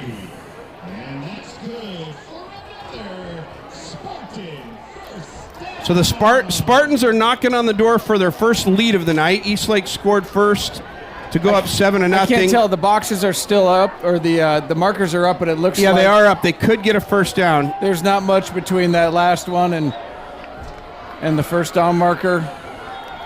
Officials timeout. The cameras, lots of them in the end zone, capturing these very special moments here. Trips on the far side. Bupe on the near side. Quarterback's in the shotgun. Eastlake in the four-man front. Looks to throw quickly to Morgan in the flats. He does. It's blocked well.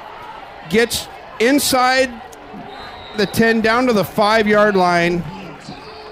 Tackled inbounds. And Skyline is blocking that bubble screen very well. They are. I would assume that was the 13th play of this drive for the Skyline offense. The first drive of the game, they had a couple penalties and a sack, but here, Eastlake's played well, but Skyline is not making any mistakes. Second and about 4, maybe 3. Skyline can get a first down under center. Couple bootlegs we've seen out of this. It is a toss play and a fake reverse to Bupe. Zero has it, goes down. I don't see the hands up, and they do. Touchdown, Skyline. And Skyline takes their first lead of the game here with 8:12 to go in the first half. So is that 14 plays on that drive? 14-play drive. You don't see that in the NFL very much. You don't see that in college. And in high school, that's a very efficient offense right there. And Eastlake's going to need to figure out how to slow down this offense. I mean, they're just chipping away 5-6 yards at a time. I did like the blitzes we saw. I give Skyline credit for adjusting to them. And Skyline's going to call a swinging gate sort of play. Let's see if they actually run something out of it, or if number 15 will keep it himself. He bobbles it. He gets it away. Ball's on the ground. Still alive, and the play's good. The Eastlake defense stopped like they thought the play was over, and Skyline gets 2 points. That is disappointing, Jeremy. You never coach that. You play to the whistle. The ball was on the ground. The defensive coordinator, Coach Hutton, is absolutely irate right now. I think that's just a lack of understanding the rules, but even in the absence of knowing the rules, play to the whistle. Right. Skyline, who ended up being the quarterback on the play, was nervous. You could see he had Colby Johnson rushing in his face, bobbled the ball through it. The receiver dropped it nervous. He threw it. It was a backwards pass, and then he threw it again. I'm not sure what Eastlake was thinking there. Yeah, I think they were thinking incomplete pass, and they just gave up. But reality, like you said, it was a backward pass, which would have been a fumble if it was recovered by Eastlake. It wasn't. And Skyline definitely capitalized on that. So, having coached a number of these guys for over the years, that disappoints me. And I know you were special teams a number of years, even the JV folks last year. And yeah, I would agree. That does not make you happy. Well, Eastlake needs some life here. 8:12 to go in the half, down by a touchdown and a 2-point conversion. That was a huge 2-point conversion for the Skyline Spartans here on their homecoming game. Back deep.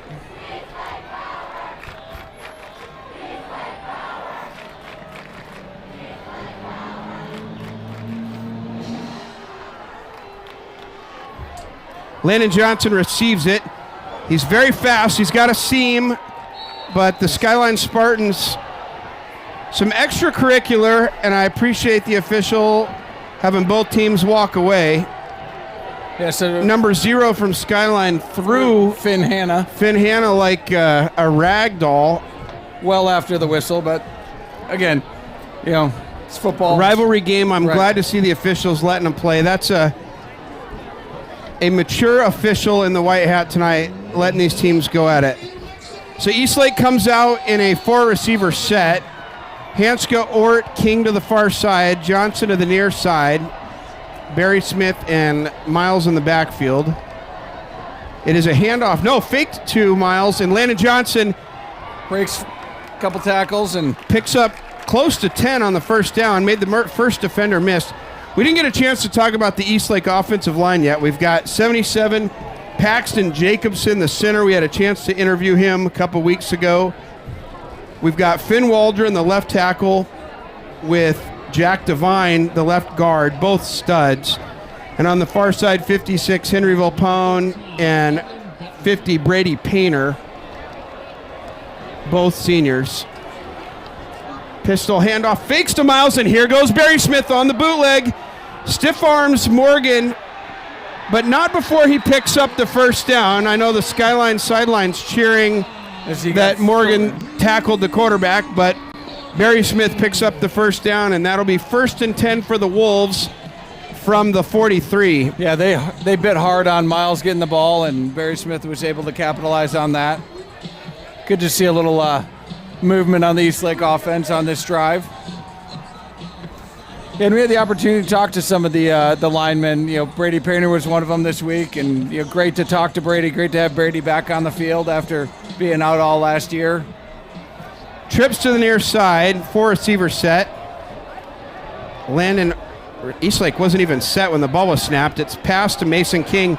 Runs hard, holds on to the ball, gets just across midfield, and that's a nice catch and run by Mason, the senior. Number 21, Mason's listed at 5'11", 180. Also a baseball player who was on the state championship baseball team. They didn't win the championship, but they made it to the championship game this year. Coming in with 111 yards receiving prior to tonight.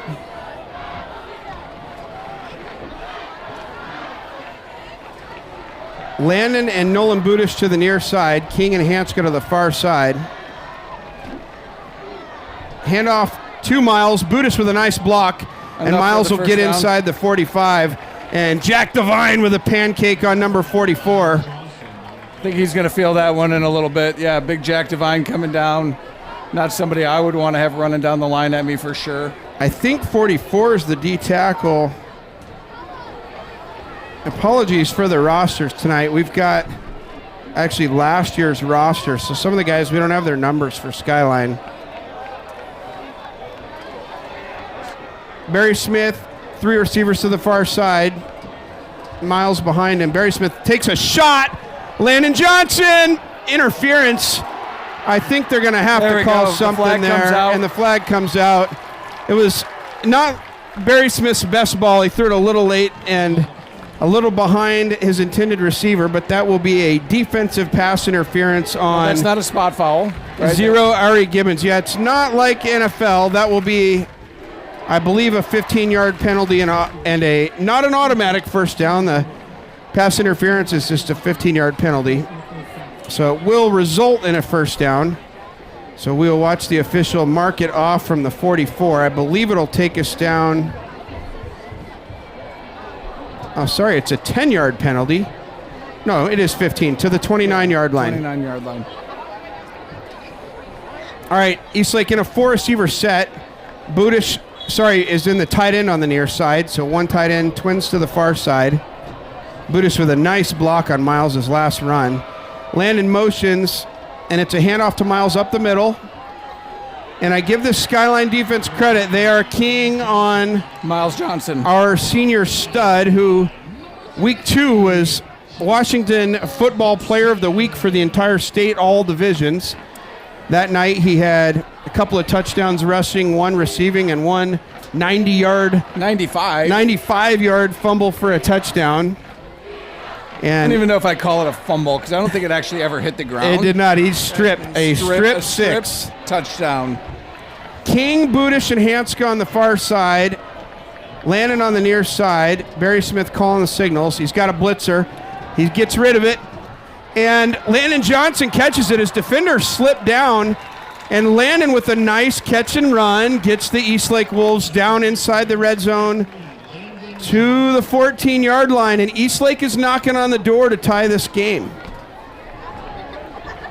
Yeah, Landon coming in 85 yards of receiving on the night. Hasn't been obviously the number 1 receiver, but definitely a target for Barry Smith throughout the season. Ball is spotted on the 15-yard line on the near side. Landon had a great rushing touchdown last week. Yes, he did Fun indeed. Fun to watch. King, Budish on the far side. It's a throw to Miles in the flats. Miles catches it. Good blocking. Miles just slips. You don't see Miles slip very often. He can turn on a dime. Happy. He is not happy. But he does pick up 5 yards on first down. It'll bring up 2nd and 5. I like that call. The trips on the far side, a quick throw to Miles. It's similar to the bubble screens that Skyline's been running, but this one's to the tailback with 3 blockers out there. So Barry Smith coming in with the play. 2nd and 5. Clock is ticking down towards 4 minutes. Receiver set on the near side. Single receiver to the top. Barry Smith motions Miles again. It's the same play to the other side. Miles has got it and does not look to gain any yards on the play. Number 5, Morgan, is coming up limping. He will get off the field on his own feet, but sub will come in. That looks to... 3rd and 3. This is a big down. Ball's on the 9-yard line. The yard to gain is the 5. So really 3rd and 4. I mean, Miles running there with a whole pack of the Budish in the slot. Spartans. Look for a run up the middle with Budish pulling inside. Now up to toss play. Waldron pulls. And good defense by Skyline. Miles will pick up So what do you think we do a couple. 4th down. Down 8. Wouldn't be a horrible idea to get the 3 points, but Coach Hurd's got faith in this Eastlake offense to get the first down. We might see one of those hard counts that we haven't seen yet tonight. Ball spotted just inside the 9, so it's 4th and 4-ish? 4th and 3 3/4, I think.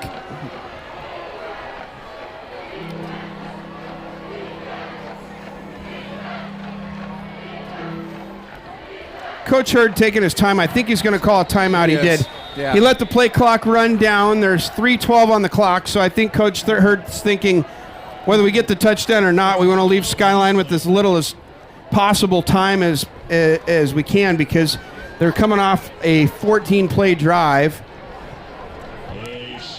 And so Eastlake wants to keep the ball out of Skyline's hands.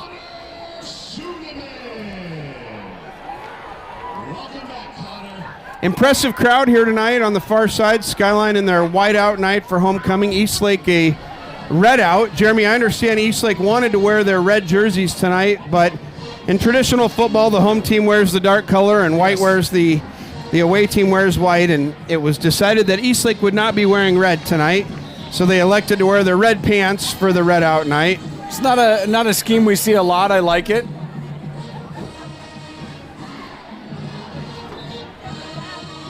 And I say red, the color is crimson.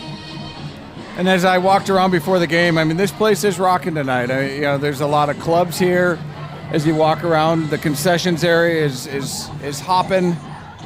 I mean, this place is electric tonight as it is the homecoming game. So, Jeremy, I remember a game here years ago before they built the other side. This side used to be the home sideline. There were smaller bleachers over there, and the stadium didn't have big capacity. And for this game, I remember sitting in bleachers in the end zone where they brought in temporary bleachers. I watched a game years ago when Kason Williams was playing. All right, the Wolves come out. Looks like Ort will be at tight end with Budish in the backfield. Heavy formation. Oh, no. And we've got a false start on the Eastlake offense. Oh, boy. Looks like number 50, Brady Painter, may have gone early.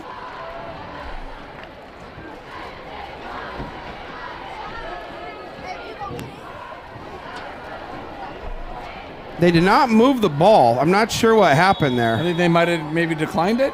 I don't know. There must have been a dead whistle there. Eastlake in a heavy formation. A wildcat direct to snap Miles. to Miles. And nothing. Excellent blocking. But Skyline defense with great pursuit. And Eastlake will turn over the ball. Miles was able to pick up a couple, but not the 4 that was needed for the first down. Yeah. So that's the first time we've seen that wildcat formation of sorts with Miles in at quarterback. I like the idea. Heavy blocking formation. but there was some penetration from the green defense against that white Eastlake offensive line, and Miles planted his foot to get downhill and had too many tacklers on him. So Skyline offense taking the field just at about 3 minutes left in the first half.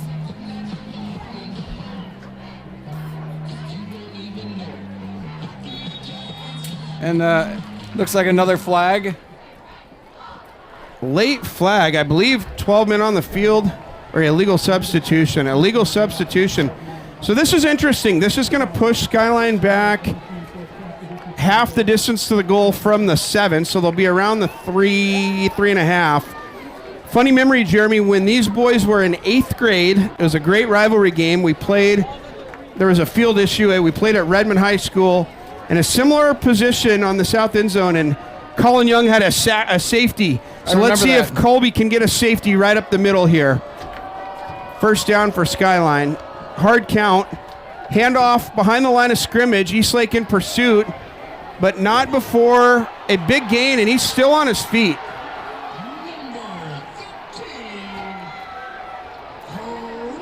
That's senior Crew Erickson. We haven't seen him yet tonight. Senior. He's listed on the roster as a quarterback, but obviously not playing quarterback tonight. Crew did play quarterback in the younger years. So a big gain on first down. It was interesting play deep in Skyline territory, and Eastlake not able to come up with a big play, the safety that I was hoping for. Second and short for Skyline here. Hard count. Another handoff up the middle, and 23 will be wrapped up around the 15-yard line. It's going to bring up third down. 2:45 to go in the half. It'll be interesting if Eastlake can get a stop here, if Coach will use a timeout. So showing that as 3rd and 2. Bratlin in on that tackle. Jeremy, Skyline's thrown the ball well. They've run it twice in a row here on 3rd and short. You think they run the ball, or are they going to throw the ball here? I would guess that they're going to run it, if I had to be a guessing man. Hard count. It is a run up the middle. Whistles. And there's a whistle. Timeout Skyline. So Kaysen did not like what he saw, or Coach Peyton Puyer, and it will stop the clock with 2:15 to go.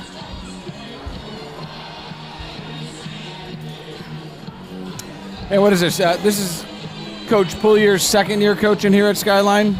Longtime assistant with the program, but second year at the helm as head coach.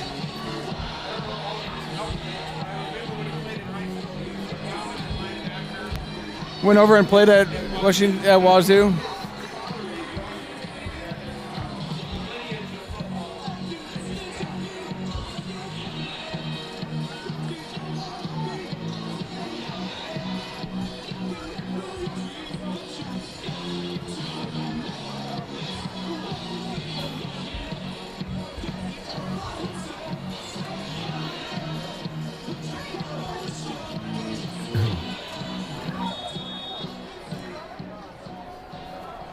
So still 3rd and 2, 2:15 left. I think that was Budish that had first contact. First time we've seen Budish in tonight.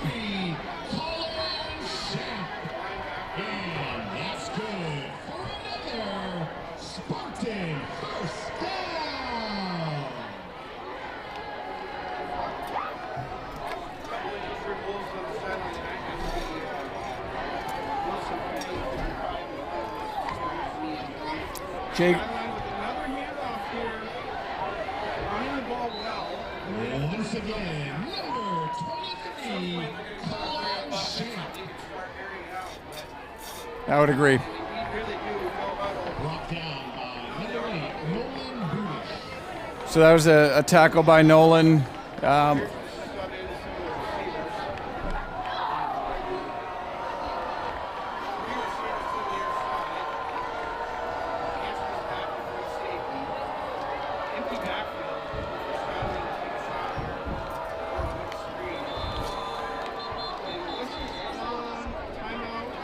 You're muted.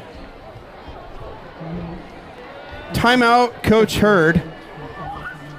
Skyline came out with their receivers and motioned to the empty backfield. Coach Hurd didn't like what he saw. And with the 1:06 to go, Called his last time out of the half. Skyline will reset here.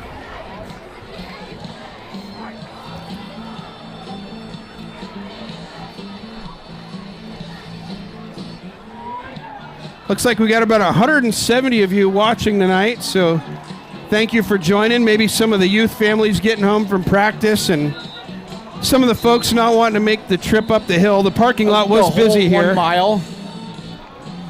Some watching it from the comfort of your home, and we appreciate your support.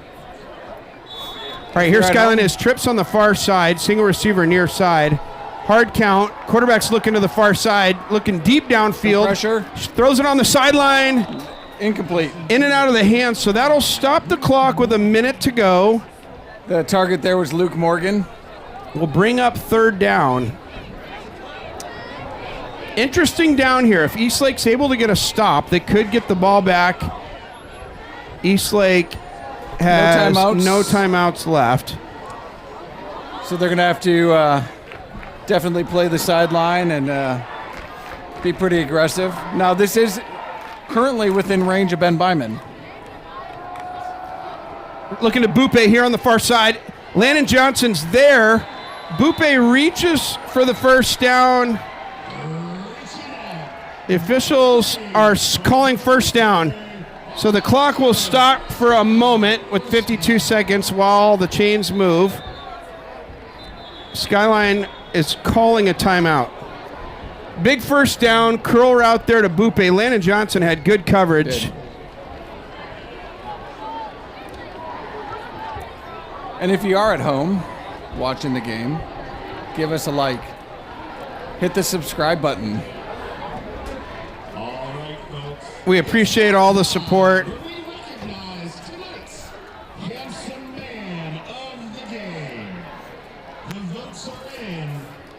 And tonight's winner, Skyline Cheerdad, Michael Thomas. Jeremy, just reflecting on the first half, we've had a very balanced first half. Skyline stopped on their first drive. Eastlake scored. Skyline went down and scored, tied it. Eastlake was driving, stopped, punted. Skyline scored, and then Eastlake drove all the way down the field to the 10-yard line and was not able to punch it in. And now Skyline with the lead by 8, looking to get more points on the board before half. Shifts to Twins formation on both sides. Look for 5, Morgan in the slot. And he's looking down the field. His eyes are downfield. He goes deep. Hanska in coverage, and the ball is knocked free. Hanska was on Morgan. It was a good throw. Great Morgan coverage. jumped up and like a contortionist twisted around, but was not able to come up with it. It looked like Hanska just got his hand in there to knock the ball free. I thought for a second we might see that pick by Hanska that the aura is going. Hanska, if you joined late, had a 40-yard catch, first play of the offense for Eastlake, and then later that drive scored on a 30-yard touchdown. He's had a big night already. Trips to the far side. There was quads. There was too many men on the field. I'm not sure what's going on here. Skyline had 12 and then subbed. Quarterback's looking downfield. He's got Paterno on him. He's got a host on him. He throws it away.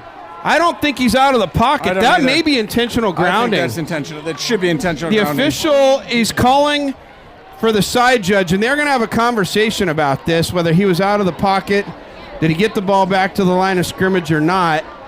And I think a flag could come out of his hands. No, it does not. So the official will signal for third down. I don't know. It sure feels like that went out of bounds before the marker. As if we had the replay, you would see the person catch it, but 30 seconds to go. Empty set. Skyline with 5 receivers. We'll see what kind of pressure this Eastlake defensive line can get. Trips to the near side. And a whistle. It's either a timeout or a delay game. I'm going to go delay a game. The clock ran down to 0 unless they call the timeout. Indeed, it is delay a game on Skyline, so that'll push them back. Not sure it has a huge consequence. It'll make it 3rd and 15. Jeremy, if I had to pick a player right now, I'm looking at Luke Morgan, the split end on the far side. Or Bupe. Or Bupe here, but I like Morgan on a post on the far side. Quarterback Hard County looks towards Morgan. It is to Morgan, but only on a curl route. And Morgan will get tackled in bounds, and that might have been strategic. That's just going to run the clock out. Eastlake Wolf is down. I believe it's Landon Johnson. Slow to get up. He's up on his own feet. And that will run the clock off unless Skyline takes a shot on 4th down. See what they do. Looks like they will let the clock go. And that'll take us to halftime. Skyline up 15-7. Exciting first half. The Skyline defense has been the story. They've played well against our offense. And I think the offense has been the story too. Their offense has been productive. They've been effective. We've seen a lot of different looks out of them tonight, and probably a little more run heavy than what they've been in the past. So I think we'll see some adjustments by the Eastlake defense as we go into the second half for sure. Let's take a minute now that we are going to halftime and talk again about our sponsors. They are what makes this all happen, the magic. And I guess before we do that, if you want to be a sponsor, please get on the WFA website. There's a link there that can fill out a form and then be a sponsor for the Eastlake football program. So Kinson and Kinson Homes, again, years of support. Kinson and Kinson Homes are East Side and Seattle home experts. Pine Lake Ale House. Thank you for years of support. Join us for breakfast on Saturdays and Sundays. A great place to go have breakfast here on the plateau. Pine Lake Ale House. Craft beverages, tasty eats, good times, best atmosphere in town. If you're there right now, drive up here for the second half. Go back afterwards. Cheryl Hill, Compass Real Estate. Thank you, Cheryl Hill, for supporting the Eastlake football program. Cheryl Hill is helping Sammamish neighbors find their place to call home. LBM Travel Incorporated. Thank you for your support. LBM Travel. Let Leanne be your expert guide to travel and savings. And Pape Material Handling. Thank you to our newest sponsor, Pape Material Handling. We appreciate your support of the Eastlake football program. And Pape's head honcho standing next to me calling the game. So thank you, Dave, for your sponsorship. Well, and thank you, Jeremy, for Hensel Phelps. It's great that we're able to give back to the community there. As we go into halftime again, tomorrow night is the fundraiser. It's a big deal for the program. Tomorrow night is Wolves Under the Harvest Moon. It's really celebrating all of the football programs. So it's celebrating football, cheer, dance, band, and really the kind of the overarching fundraiser. Even the youth program a little bit, yeah. Too. So, if you're available, come on down to the Pickering Barn. It's going to be a good time. We're going to have some players down there running some games, and so it's going to be an exciting time. Speaking of the JV program, this is a little surprise here, but we didn't have a good halftime interview tonight, and I asked my buddy Justin Johnson to come up and talk to us a little bit about the JV. So, Justin, let's just slide over here in front of the camera. We haven't been on the camera here tonight. There we go. And you are live. You are on now. You're not muted. Justin, our camera's right here. Yeah. So JV football, we are off to a 4-0 start. 4-0 start. 4-0 start. Tell us some of the players on the JV team. Who's the quarterback this year? We got Stiles, who's a talented sophomore. Oliver Stiles. Yeah. He's been slinging the ball around the park. Yeah. He's got a great arm and elusive on the run too. And he's got he's leading the team right now, which is great. We have Owen Johnson at running back. Now, is Owen related to number 20, Miles Johnson? Yeah, he's younger brother, sophomore, and he's a talented kid, and he's got some speed, so it'll be exciting to watch him as he develops as a high school player.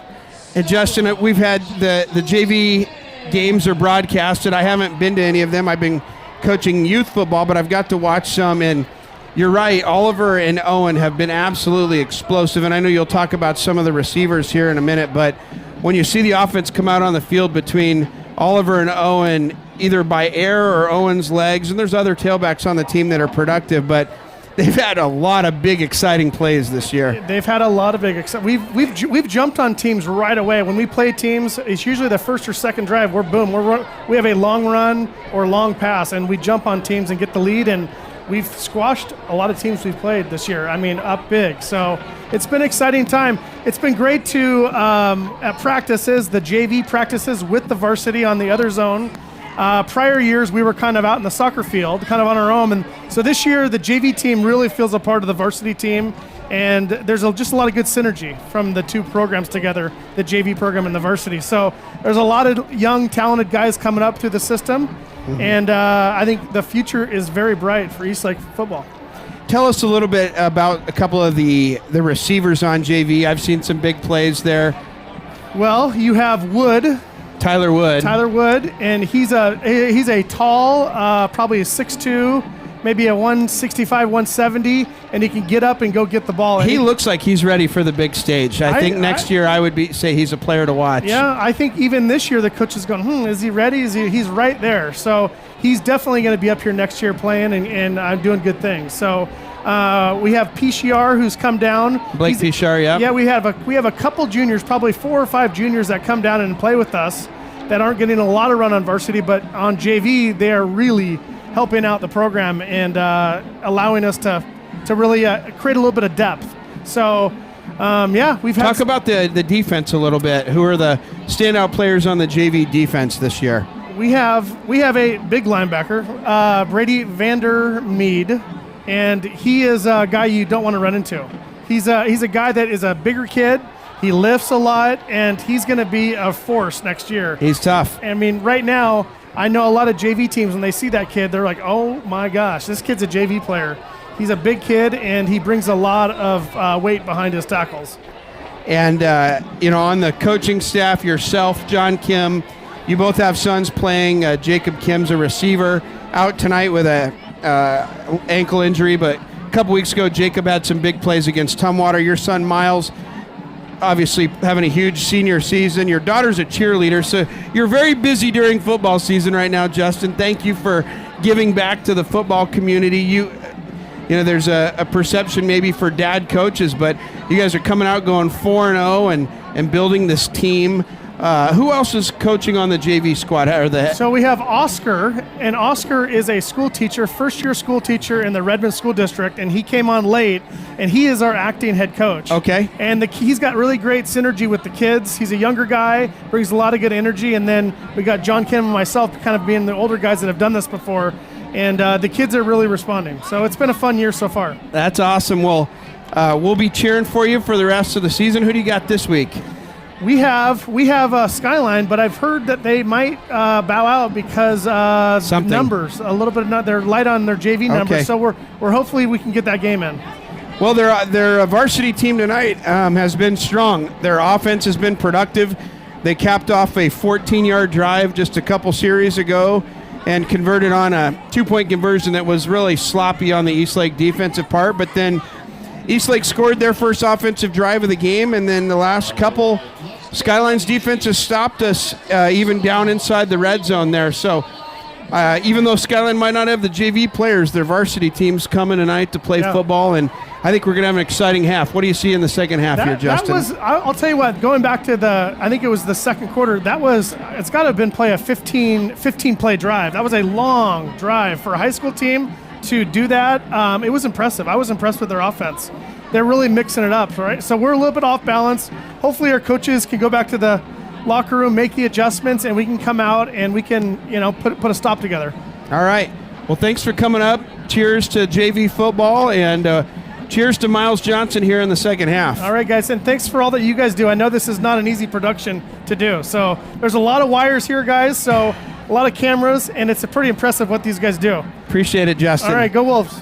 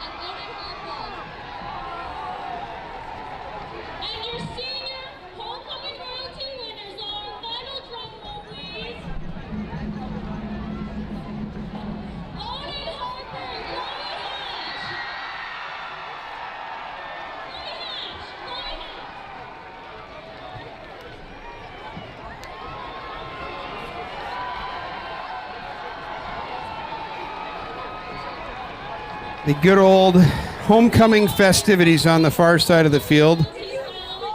Homecoming royalty. A couple of the football players out there on the sideline.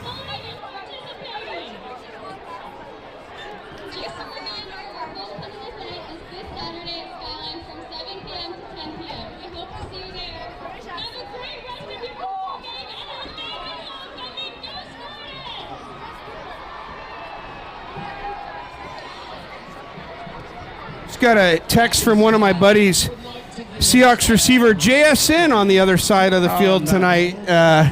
Probably cheering on the Spartans. I suspect he's friends with Kason Williams or the like, but kind of cool that thanks Brady Gaster, my buddy who's a Skyline Spartan but a long friend of ours, sent that picture to me. It's about 4 minutes left in halftime as they finish up their homecoming royalty nominations on the other side of the field.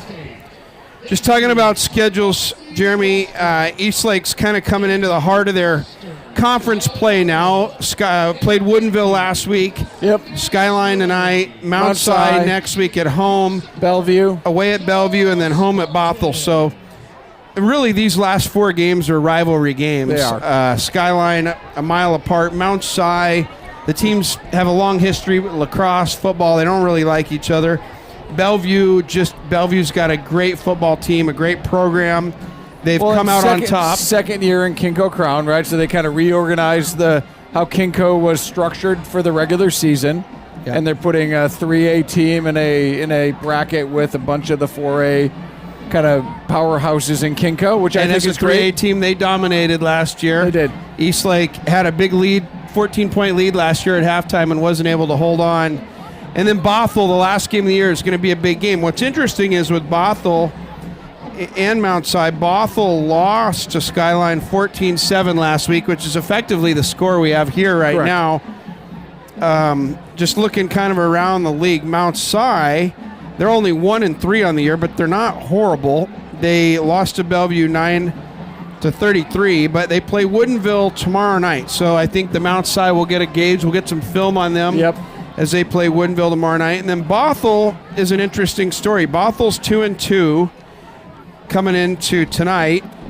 Obviously beat Skyline last week. Bothell's playing Bellevue right now. So that'll be a good measuring stick to see where both of those teams are. Then Bothell plays Woodinville, who we beat last week in Mount Si. So all of these teams are playing each other over the next few weeks, which is going to determine the conference champion. Last year, Eastlake started out, had a rough start to the year, and then had a chance to be the 4A Kinko champions. I think Crest Division or Crown Division, whatever we're in.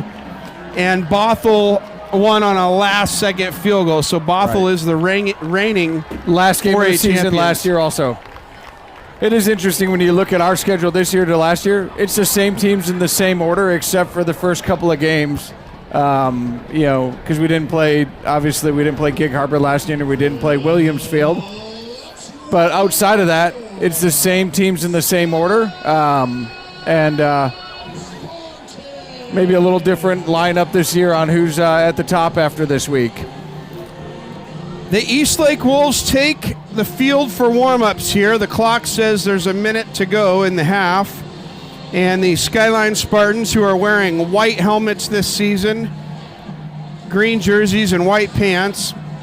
Eastlake in their crimson pants tonight. We already mentioned they wanted to wear all crimson tonight, but that was decided that they would not be allowed to do that. So they're crimson pants, white away jerseys, and black helmets. Black helmets have the traditional Wolf logo on the right side and the player's number on the left side. They look sharp with the classical stripe down the middle, old school college football stripe. And it's a packed house here tonight. Both sides of the field have great attendance. Our student section right below us keeps trying to creep up closer to our production staff's cameras. So quarterbacks Barry Smith and senior J.R. Gill, number 5, playing catch with each other.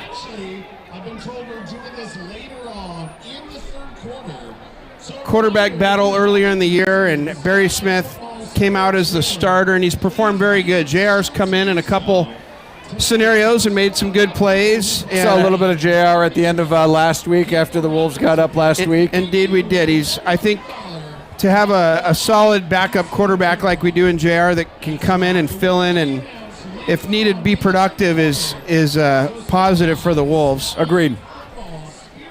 Barry Smith's legs have been effective tonight. He's had a naked bootleg and then also a nice scramble with broken down pocket. Yeah. And Dave, earlier tonight you started to mention, obviously we got Colby back. Riley Hill is still out. I believe he's a couple of practices away from being cleared, at least a long snap. Jacob Kim, I think, got cleared to practice this week after going out with an ankle injury with Tumwater. So it'll be good to see Jacob back maybe in the next couple weeks. And it looks like 33 Caden Eaton is out tonight, and then Jackson Wheeler, 28. Both played significant linebacker time the last couple weeks. Right. And then we talked to Mason Flynn. Mason Flynn's also out with a knee injury. I think before you got on, he was saying maybe he's a couple of weeks away from getting cleared to practice again. So be good to get Mason back into the mix. He's a senior lineman that is obviously missed on the line with him out. So, and the last one on our far right down here in the front, number 3, he's got his jersey on, the black pants, Jacob Kim. Jacob had 2 awesome deep touchdowns against Tumwater a couple weeks ago, and we've missed Jacob. He's been a two-way starter a lot of the year at both corner and receiver. We've got other good players that have filled in in his absence, but another senior that's a little bit banged up. So no excuses for tonight, but the Eastlake Wolves are a little bit banged up coming into this game. For sure.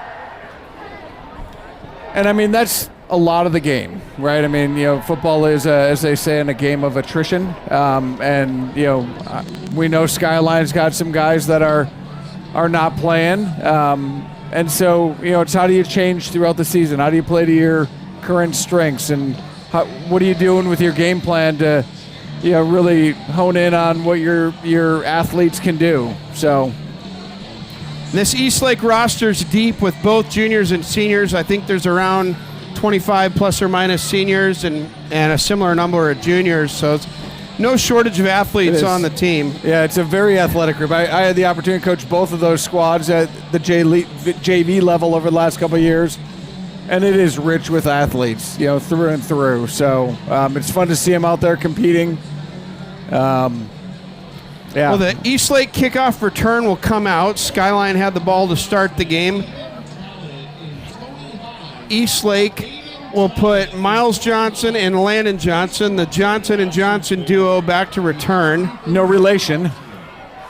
No relation, but they played a lot of lacrosse together. Both going to play Division I college lacrosse. Miles at Towson University in Baltimore and Landon at Cornell, the reigning Division I lacrosse champions.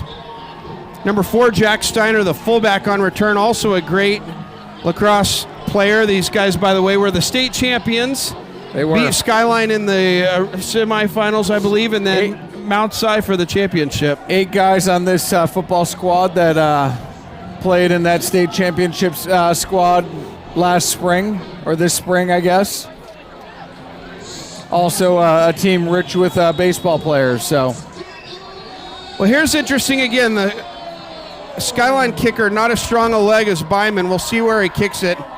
It is a end-over-end kick. It'll be fielded by Landon on the 15. The whistle blows. I think we're going to see another kick. Offsides on the kicking team. It's fine. Back it up a little bit. Didn't know that was a dead ball foul, but it is blown dead, and they will move it back to the 35. So Skyline, who already has not the strongest kicking leg, will kick again from the 35. Landon fielded that, I think, on the 15. Yep. So this ball, look for it to be, if it's end over end, around the 20. I'd like to see Landon catch it on the run and take this one to the house, Jeremy. We've kind of been waiting for that all season. Landon's had a couple of really good returns, including a 75-yarder in the first game of the season against Williamsfield.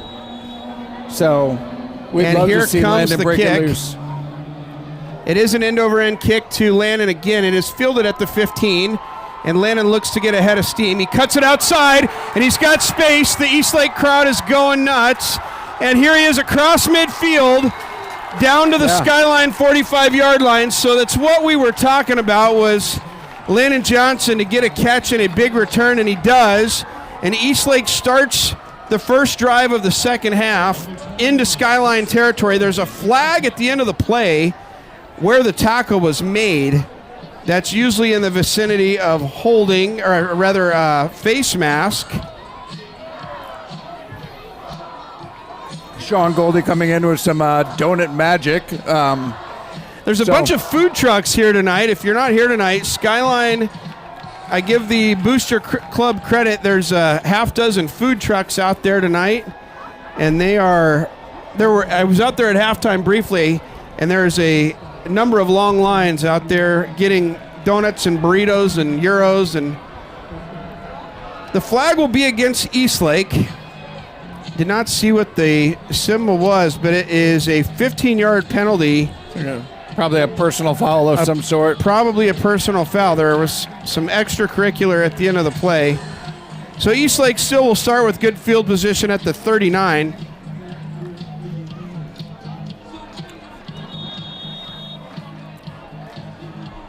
Here comes the Eastlake offense.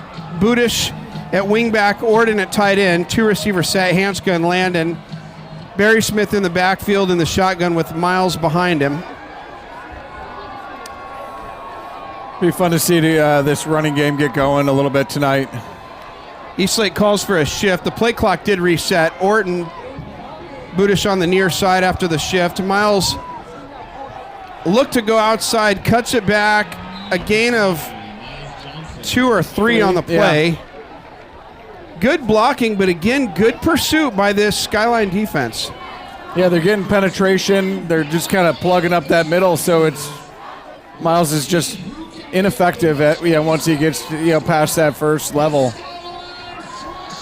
If I look at the Eastlake O-line and the Skyline D-line, it looks like we have a size advantage, but the Skyline defense has just had great pursuit tonight. High snap, Barry Smith grabs it. Miles has got room up the middle, gets a first down and more. Miles is tackled right at midfield on the gray Spartan emblem. Be good for a first down. They're moving the chains. So good to see Eastlake come out running the ball well. In the first half, we struggled, even with the high snap. Big push up the middle. We talked about this Eastlake offensive line having a size advantage. And good to see. 3 or 4 guys to get Miles Johnson down. Okay, new formation, 4 receiver set. King and Landon to the near side. Orton Hanska to the far side. Shotgun. Barry Smith looks to throw. Pump fake. He's going downfield. He takes a shot. He's got his guy Hanska, and he's got it inside the 20. Chase Hanska with his 3rd big catch of the night. Yeah, I mean, he just got that separation early, and they could never catch him.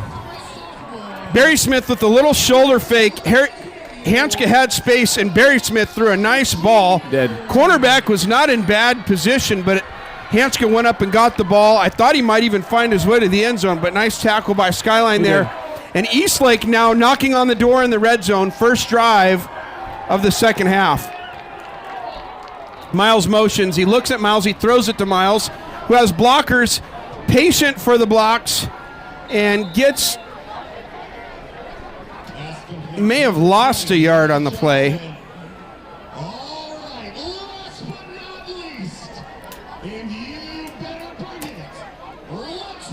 Yeah, so they're showing this as 2nd and 11.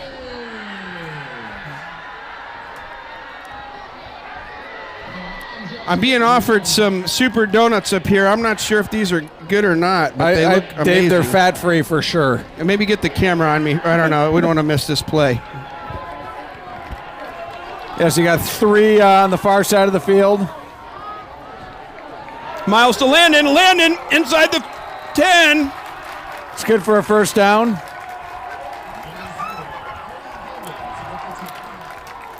Okay, Eastlake subs in a heavy formation. I'm going to call this the Miles Wildcat formation. I saw number 78 come in the game. That's Logan Karsh, who normally plays defensive tackle. And indeed, Miles is at quarterback with Budish and Karsh at fullback. run. Miles is following his guys. Miles gets to the outside, cuts it up, head tackle on about the 4. That was 3rd and 2. The ball was on the 6. Going to be very close. The officials will signal 4th down.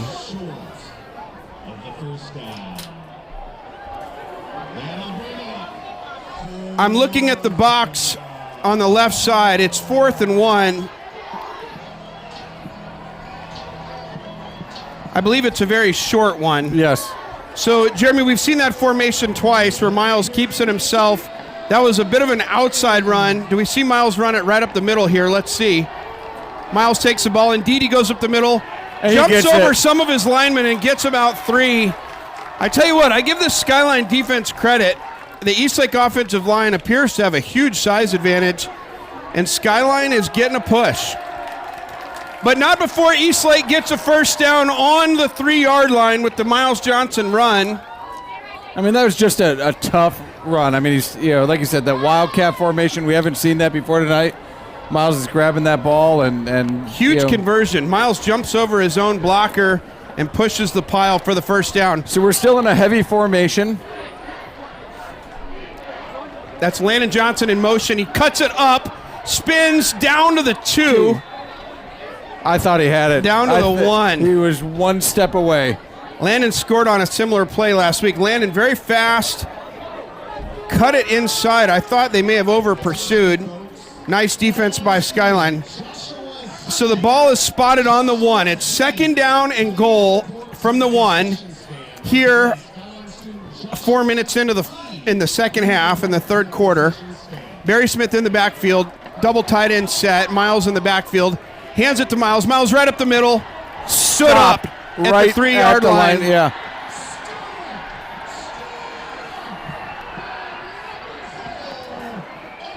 Jeremy, I think back to the Williams Field game. Williams Field was very aggressive. This would be a nice time for a play-action pop pass to one of those tight ends. I agree. They haven't seen it tonight. There's some tight ends that can catch the ball and get a little bit of cover, a little I separation. do remember last year, Barry Smith to Jake Aarons, the tight end. That was the big go-ahead score, and it feels like we might see something similar here. You also can't go wrong putting the ball back in Miles' hands. It's 3rd and goal from they say the 1, I think it's the 2. Miles has it, and he's tackled inside the 1-yard line. It's going to be 4th and goal from the 1. 3 consecutive runs up the middle of Miles. The Skyline D-line is doing their job. They are holding. I suspect that Miles is tired. He's carried the ball the last 5 consecutive plays. Nolan comes in for Mason King. Ort comes out also. Mason comes back in. Play clock's down to 7. I don't know if Eastlake's going to get a play off here. 4, 3, 2. Not where you want to be on 4th and 1. They do get the play off. Ball's babbled. Barry Smith picks it up. Looking to throw. He pump fakes. Ryder Barry Smith. Touchdown. Oh, my. That was all Ryder. The snap was over his head. A brilliant senior move. He normally would fall on the ball there. He knew the only thing he could do was to pick it up and make a play. I don't think he had any intentions of throwing the ball. He pump faked to get Skyline defenders off their feet, cuts it up for the touchdown. Ryder Barry Smith, the senior quarterback, with an opportunity to tie the game. What Eastlake a gutty play. is going to go for 1 here, so it'll still be a Skyline lead unless it's a fake. What a play on 4th down by Ryder Barry Smith. So Ben Byman back for the PAT. Byman puts it through like always. So what a turn. Jeremy, that's, I think, my favorite play of the year so far. We'd have some good plays, but I mean, Ryder can we had replay that a couple of times there before the kickoff there? I mean, this was just so much. Yeah, here we go. Bad snap. Ryder picks it up. Watch this pump fake. He has no receivers just to get the defender unprepared, and he comes against all kinds of traffic. They stop Miles Johnson 6 plays in a row, and Ryder Barry Smith using his legs to cut the lead to 1 point here about halfway through the third quarter. The other half of our box here is shared by the Skyline coaching staff, and they just shut the door on us because of the level of energy that Dave is bringing. So I bring some energy on plays like that. I warned them If you before had the to game, and I explained what they were up against, and they said, we're fine. So if you're at home and you had to turn your volume down, I apologize. That was awesome. We've got a game here tonight at homecoming. If you joined late, Eastlake scored first to go up early. Skyline scored 2 unanswered touchdowns and then had a 2-point conversion. And now Eastlake's tied the game, cut the lead to 1. And a deep kick down to the 2, fielded by Skyline, coming to the near side. He does have an angle. And knocked out of bounds on around the 33. Okay, so first time we're going to see the Eastlake defense this half. I'm glad to see Colby Johnson, 44, back on the field. He was not on the field at the last series and wasn't sure if he was banged up or just getting a rest. I know that he's trying to ease back into the season here. I heard the linebackers were going to have a little bit of a rotation this week, so... The linebacking core has played outstanding. We're missing Jackson Wheeler, but it's great to have Colby back. Colby, a Division I commit to go to Colorado here next year. Had an outstanding junior year, good track season, running a sub-1100 meter. Skyline shifting the tight end to the other side. Heavy run set to the far side. Hard count. Indeed, it is a run outside to 13. And Colby gets him. By Devine. And Colby. And Colby. Outside run there. I think 13's Crew Erickson, who was formerly a quarterback. He's got legs. Yeah, you see Colby coming all the way across the formation, just following him and swallows him up. Devine makes first contact, and Colby's just eats him up right with Devine. That's what 10-900 speed does. Colby interviewed with some of the Colorado media this summer, and he talked about playing sideline to sideline, and that's exactly what he did right there. Skyline comes out, 4-receiver set. 2nd and 16 for Skyline. Looks to throw to the near side, roll out. It is in the flats, and there was some contact. The ball's thrown. It was not catchable. Nice coverage by Landon Johnson there on the play against number 3, Buffet. And good officiating, right? I mean, we saw in the Tumwater game where that was a penalty, but that was just good officiating, an uncatchable ball. Number 3, Bupe, the receiver on the near side, has been effective tonight. He's got several catches. 5, Luke Morgan on the far side's also had a number of catches. Hard count, 4-receiver set. Audible being called. 10, the quarterback under center. Running back switches sides. Looking down the middle of the field. It's going to take a pass. It's completed to Morgan, number 5. Morgan cuts back. He's got room to run. Number of Wolves in pursuit. Hanska pushes him out of bounds. Inside the 40-yard line. Huge gain for Luke Morgan. Quarterback for Skyline had a long time to throw there. He did. On 2nd and 16. Great throw, great catch. Big conversion. Barrick will come out of the game. Nolan Budish goes in at middle linebacker. That's good for another Spartan first down. So as we clock down to almost 5 minutes in the third. Skyline slow mesh. Quarterback keeps it, and he's wrapped up by Ryder Paterno around the line of scrimmage. Might be a gain of 1. Nice tackle by the senior, number 18. So in a D-line, you've got Ort, Devine, Waldron, and Paterno. Linebackers, Budish and Colby. Steiner and Bratlin, outside backers. Hanska, Landon Johnson, and King in the secondary.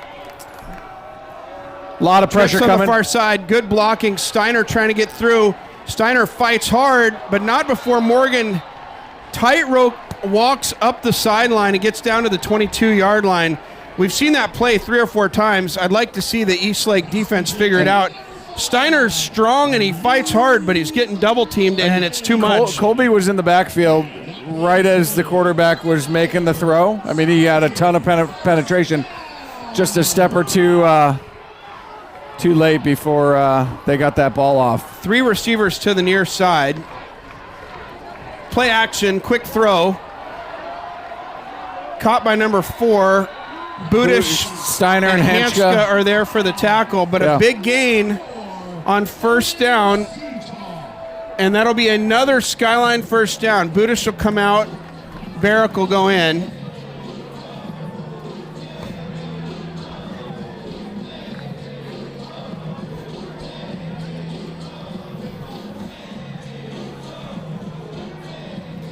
Skyline comes out, trips on the far side, single receiver on the near side. Hard count. Play action, quick throw, same play they just ran, but to the opposite side. That's number 4. And Ort almost got a hand on that ball as you. Owen Seethop, the senior, listed at 5'8", 148 on the chart we've got. Small frame, but a couple of big catches there. So Skyline with another big drive. 2nd down and 6. It's 2nd and goal from the 6. Twins on the near side, twins on the far side. In the shotgun. Number 8 motions to the top. Stays in the middle. Look to be a quarterback keeper in the middle. Number 10 has it. 64 Waldron. Waldron just swallows him up. Able to get a couple. So it's going to bring up 3rd and goal from the 4. Probably as big as a play that we've had all game here. Not a favorable spot. The ball's near the 5-yard line. It's going to be 3rd and a long 4 for Skyline. And the Skyline student section is taunting the Eastlake student section, but I don't know this is the time you want a loud crowd, but it's high school football. Tight end and wingback on the near side, shotgun formation, hard count. It's going to be a pass on 3rd down, and it's just over the hand of Landon Johnson for a Skyline touchdown. Good coverage by Landon. Just could not get a hand on the ball as it came in. Landon was there. I thought he was going to knock the ball away. I did too. Great throw by Skyline to get it just out of the reach. So Skyline with a 7-point lead. This will be interesting what they do. They went for 2 last time. Kind of a creative play. Got a little lucky, I think, but a kick here would make this an 8-point game. I wonder if Skyline struggled kicking the ball this year, and this would be a nice time for an Eastlake block.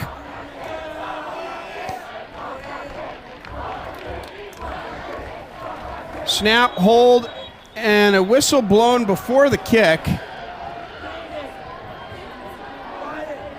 Not clear what the call is. The white hat is in talking to the Skyline team. Looks like it's going to replay the down.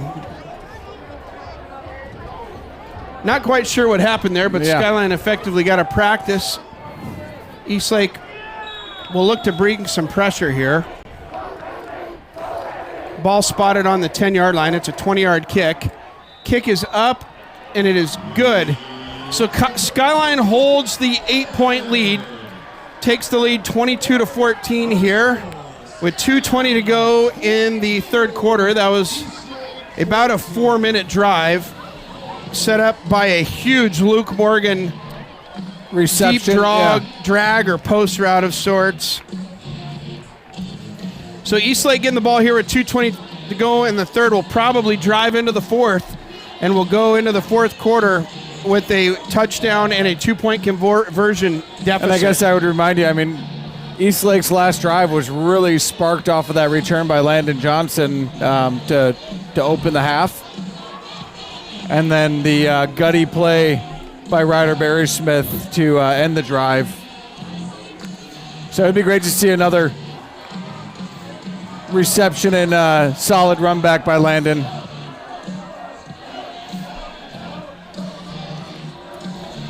Skyline lines up the kickoff. Their kickoff team is pumped up. Last return was kicked to Landon Johnson. He returned it across midfield. We did have a penalty which pushed it back, but we did have a great return. So look for Landon to field the ball around the 10 to 12 yard line if it's a similar kick to what we saw last time. Indeed it is, and he fields it at the 10. And Landon Johnson, who's very fast, brings it up along the right side now, and he gets the corner. Similar to return to last time, Landon cuts it back, but a nice return out to the 40-yard line for the senior. Number 23, Landon Johnson on the return.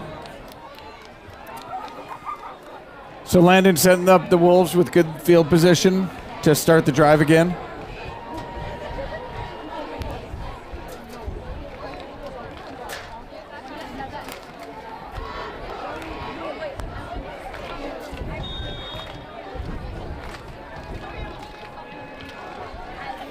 Trips to the near side, King, Ort, and Johnson. Hanska on the far side. Miles in the backfield. Looks to throw on first down, and he's going to take a shot to his guy, Hanska. There's some contact on the sideline. I don't see any flags down. It was good coverage. Good throw by Ryder. It was a good miss. He missed long where if Hanska couldn't get there, looked like the Skyline cornerback was able to just get his hand in front of Hanska to slow him down. You got him.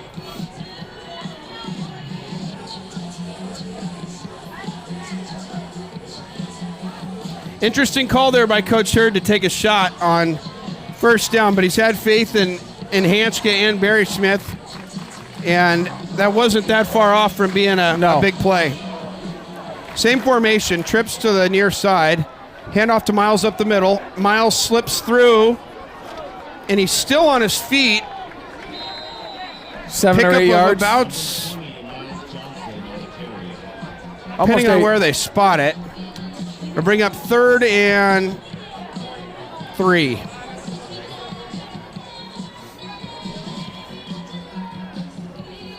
Nice run on second down there for Miles. This might be 4-down territory for the Wolves here with a minute and a half to go in the third. 4-receiver set, King and Landon on the near side, Budish and Hanska on the far side, Miles in the backfield with Barry Smith. Skyline bringing the pressure, play action, caught by Hanska. First down. The pass was behind the line of scrimmage on a bubble screen.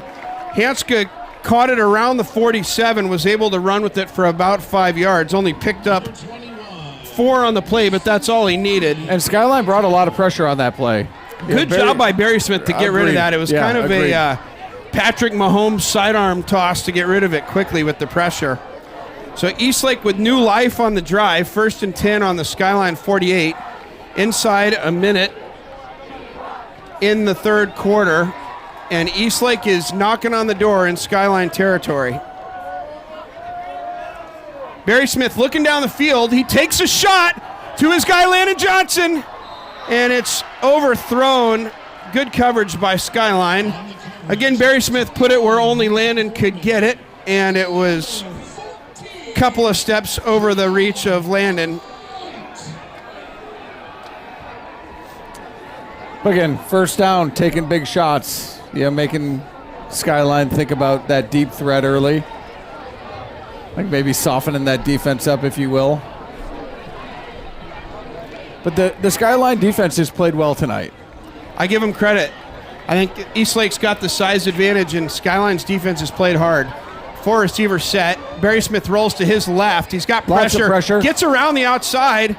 Stiff arms the Skyline defender down, but not without a 5-yard loss and a sack for the Skyline defense, and that'll bring up 3rd and long. Great athletic play by Ryder, but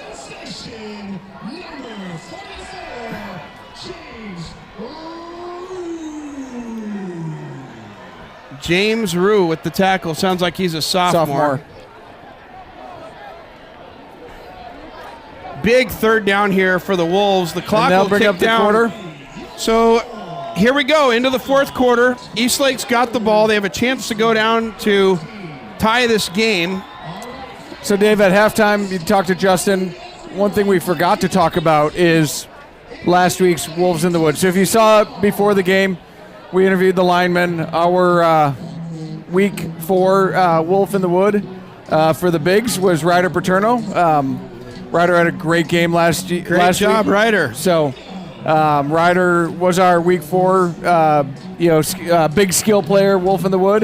Had a nice fumble recovery, nice batted ball, and tonight has a sack and a couple tackles. Absolutely. And then switching over to our skilled player, Wolves in the Wood, Ryder Bearsmith had a great game last week. Yes, he did, indeed, against two passing touchdowns, a rushing touchdown, and just a overall Great game. So against a conference opponent, Woodinville, who's not a bad team, and Eastlake dominated on the scoreboard. I think the game was a little closer than the scoreboard said, but Ryder played fantastic. Yeah, absolutely. So congrats, Ryder and Ryder, for being the week 4 Wolves in the Woods.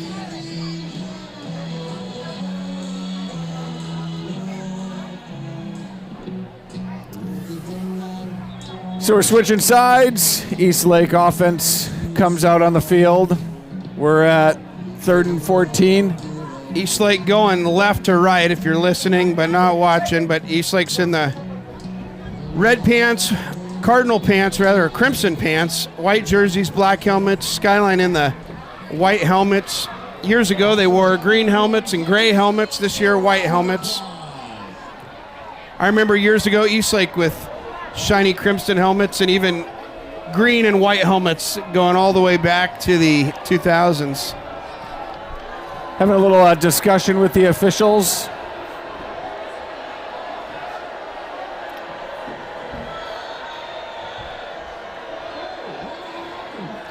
So 3rd and about 15 for the Wolves.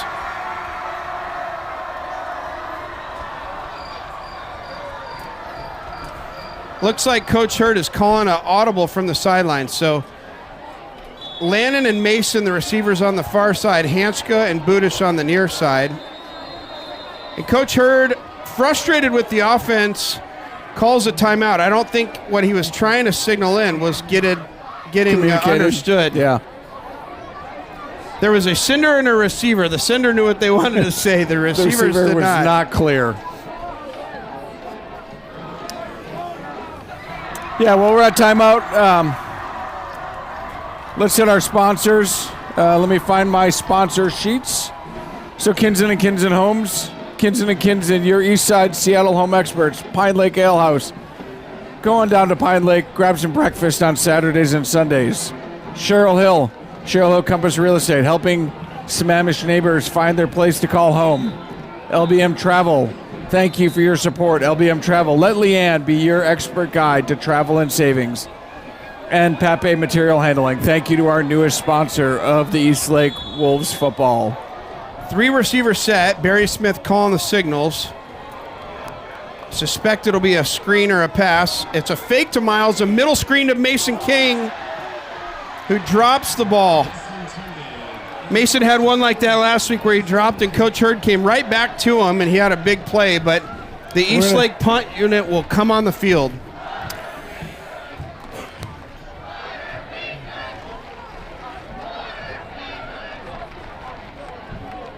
Would like to have that one back. It was a well-thrown ball, good play call. Looked to have some blockers there, but not able to come up with it. So Steiner back to punt.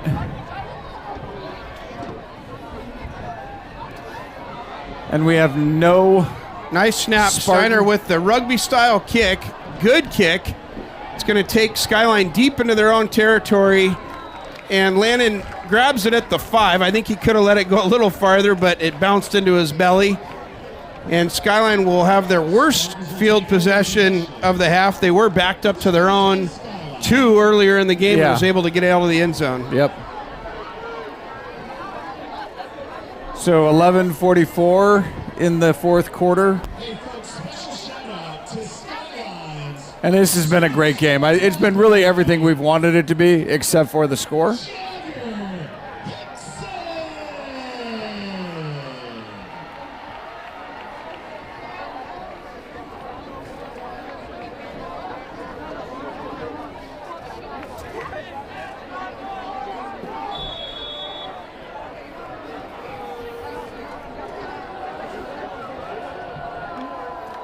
Hard count.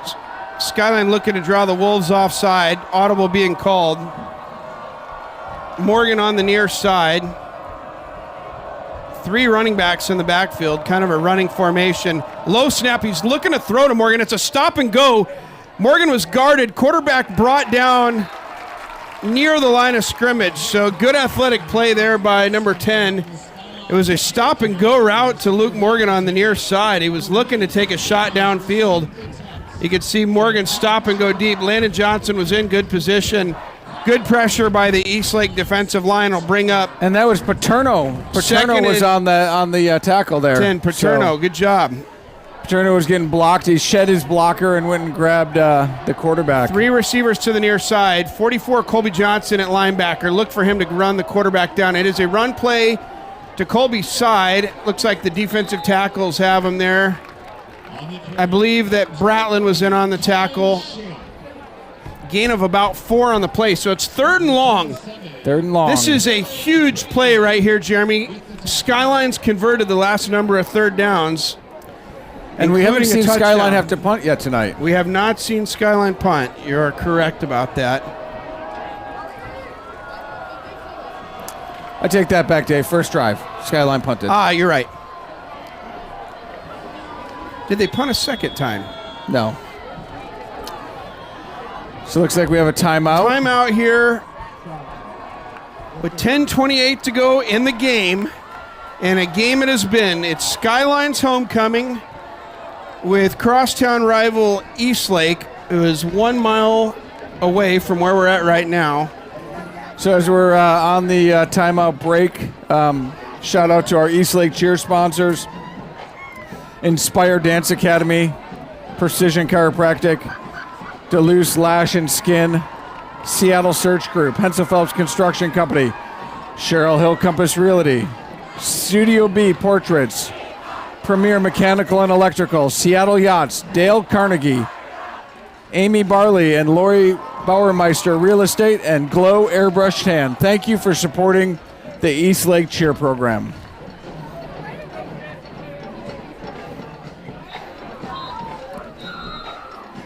Skyline comes out, 3 receivers set on the near side. That's senior number 5, Morgan on the near side. Bupe number 3 on the far side.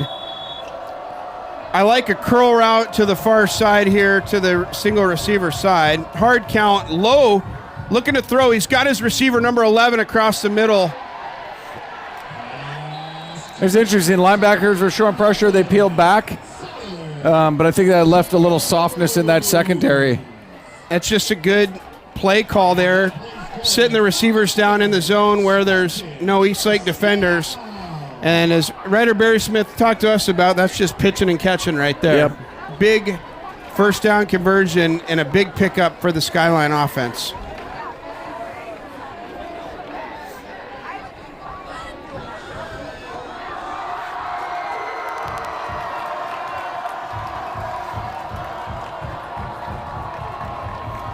Under center, handoff, 0. Drag down by couple yards. I believe that's James Ort on the tackle.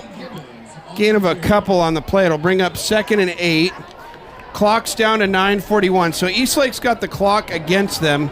Down to 8. They've got to score and have a 2-point conversion to tie this game. Be nice to have 2 possessions. Agreed. Skyline trips on the far side in tight. Quarterback under center, I formation. It's been their run formation. We've seen the quarterback run multiple times. It is a toss play to 0 to the trip side. He cuts it back. A couple of defenders get their arms on him. 3-4 yards. Ort on his legs. Adam Barrick also there. And another 3rd down, Jeremy. Skyline hasn't particularly ran the ball great tonight. The quarterbacks had some of the best runs, but man, has their passing game been efficient. Yeah, I agree. I saw Hall of Fame coach Steve Jervis, a Skyline legend, in the booth next to us earlier tonight. He was instrumental in some of the 7-on-7 in the offseason for both of these programs. So about 3rd and 3. Trips on the near side. Hard count. It's a draw up the middle. Hit hard. but not Second effort. hard enough. A big second effort is going to push the chains. Colby Johnson was there, and the second effort from the boys in green is going to give them a first down.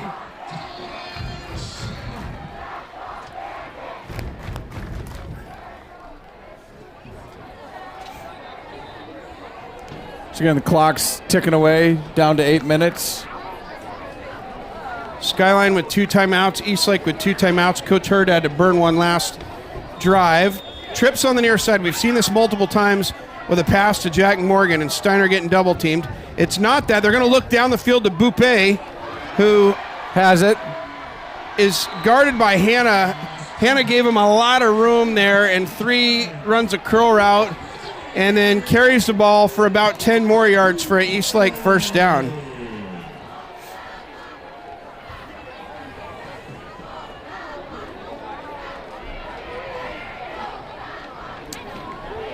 I don't know if I can emphasize enough that this, I mean, it's critical that we make this stop here. Time's Trips ticking. formation again. This is where we've seen Morgan, and it is Morgan, and he's blocked again well, and he gets outside and for he stays 10 in plus bounds yards. Steiner's getting double teamed every time, and the Eastlake defense is not adjusting.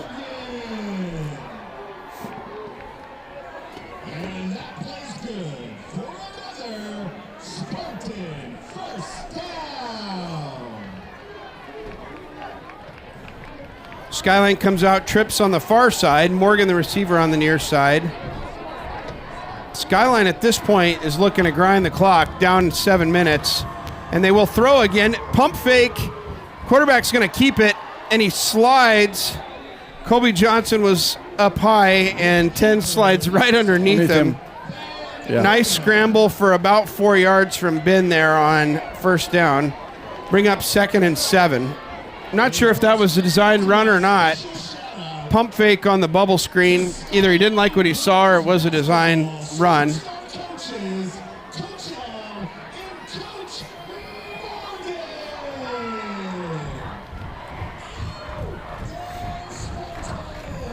All right, Skyline comes out in a tight end set, I formation, twins to the far side. Look for a run or play action. It is a toss play. Look to fake reverse to Bupa. 23's got the ball. He cuts it up, and he's still running. Down to the 12-yard line for Skyline. The Eastlake defense just looks like they're a little wore down right now. They do. That's Colin Shamp, another senior on the run, listed at 5'10", 170. It's like Waldron will come out. Jimmy Reed's in the game at D-tackle. And Shamp's been a player for them. He's got a couple of rushing touchdowns this year, and been a big part of their ground game. Back in the shotgun formation, couple tight ends. Audible being called at the line of scrimmage. Morgan on the near side, Boop on the far side. It is a run play. 23, he gets outside. Colby Johnson just trips him up. Colby using that 10-9 speed for a loss on the play, it looks like, of about 1. If Colby doesn't make that tackle, I think he's going to get a few yards there. I agree. So bring up 2nd and 11. Up here in the booth tonight, we've got the Skyline student media team doing all kinds of recording, doing a lot of good work. I saw them on ChatGPT programming stuff earlier in the game. They know what they're doing. Or pretend. Okay, Skyline in the shotgun trips formation to the far side. 2nd and 11. Clock's running at about 5:16. Letting the clock go.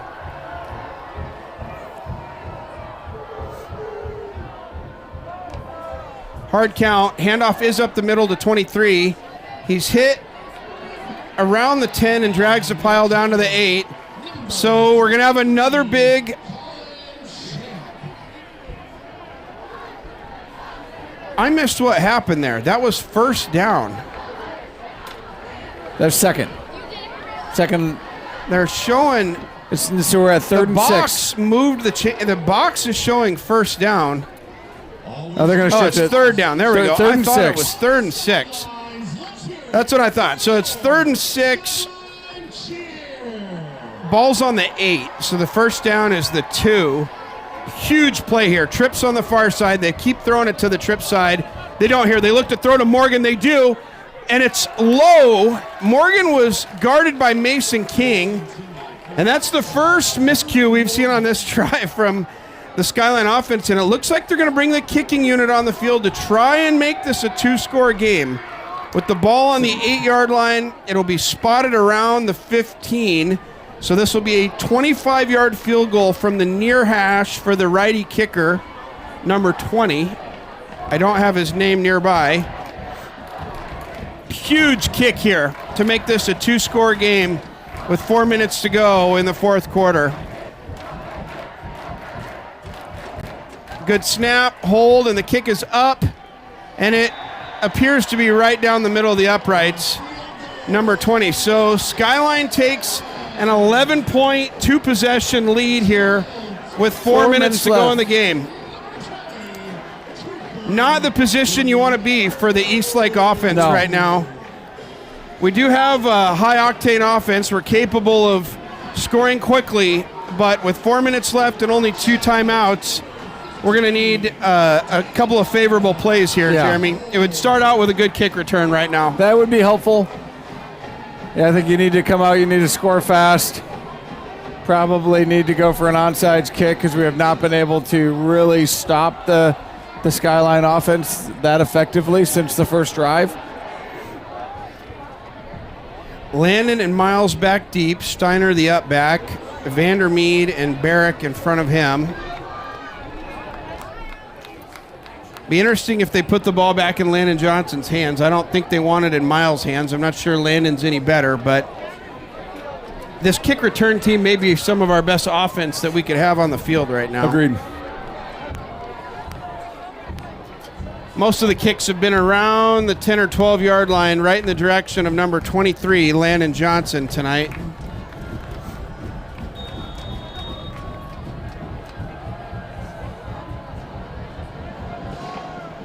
Low kick, and it's going to split the returners and bounce into the end zone. A little bit of a dangerous play by the returners there. If that ball doesn't go into the end zone, they've got to return it. It was right in the middle of them. Very hard to field. It does go into the end zone in high school if the ball goes into the end zone. The ball is spotted at the 20. No time went off the clock. I don't know. I might have gambled a little bit and brought it out, but like I said, that was a risky play for sure. See Barry Smith come out with the play. Hanska, Ort, and King on the near side. Landon Johnson on the far side. Miles motions. They pump fake to Miles. Middle screen to King. Same play they ran earlier when he dropped it. He catches it there for no gain on the play. It's going to bring up second down. So all that play did was eat off about 30 seconds and didn't produce anything. Barry Smith calling the play. Clock winds to 3:47 as the clock snapped. Barry Smith looks to take a shot. He does. Landon Johnson comes up with it down to the 40-yard line. Excellent coverage by the Skyline defender. The ball was quite thrown up 50-50, and Landon Johnson makes a very athletic play to go up and get that. Clock stops while the chains move at 3:39, so after a miscue on first down, huge play on second down, and Barry Smith's now calling the signals. Hanska and Ort to the near side. He's looking this way to Hanska. Goes up Just with a little one bit hand. high. It was over his head. Stops the clock at 3:27 to go in the game. Eastlake down 2 possessions. Skyline just kicked a field goal from 25 yards out to go up by 11. So Eastlake's got to score twice here. I suspect if we score, we'd go for 1 and have an onside kick. I would We too. do have an excellent kicker to tie the game.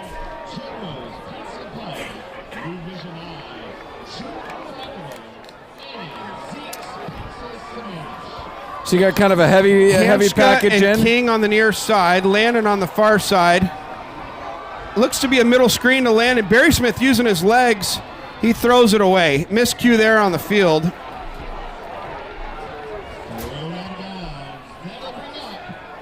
I noticed Budish is in the game also. I think Budish was at tight end there. He was.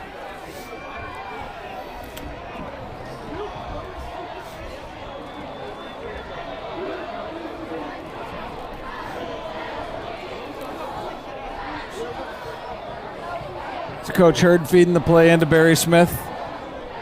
Barry Smith calling the huddle with the play.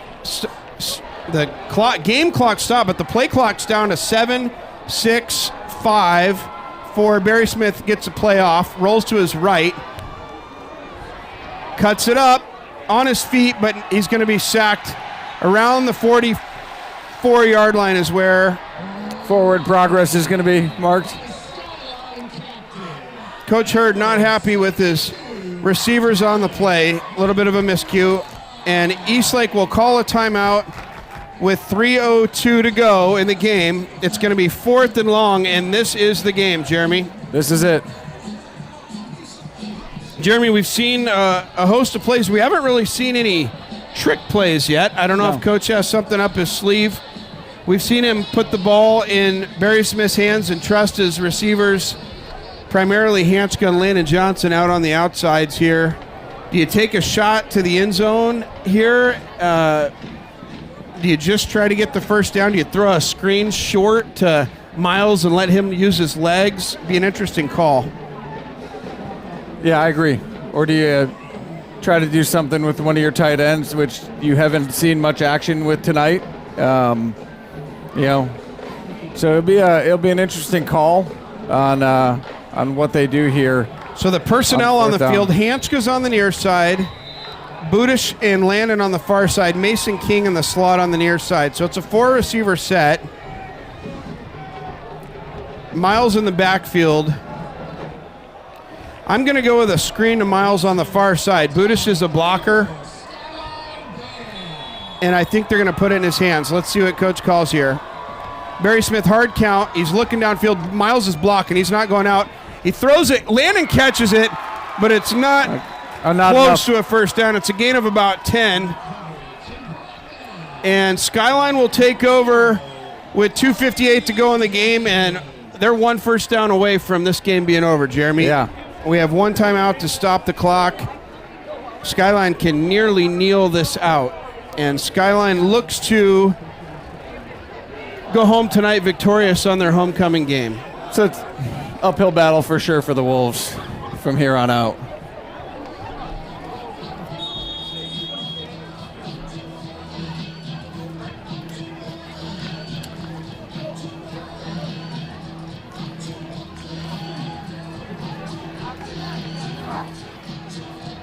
And if the score remains the same, Skyline's going to go up in the last 10-year victory. Trips on the far side, Skyline in the shotgun, hard count, handoff up the middle. 23 carries it for a gain of about 6 on first down. Clock will continue to run. Eastlake calls a timeout, so that is, I believe, Eastlake's last timeout. It is.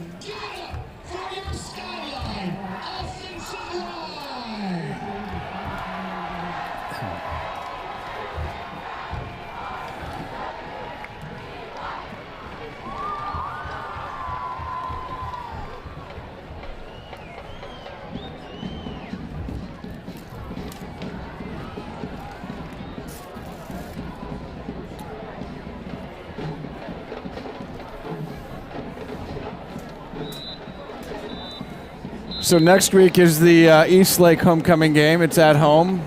It's against, like we said, Mount Si. Skyline is 5 yards away from this game being over.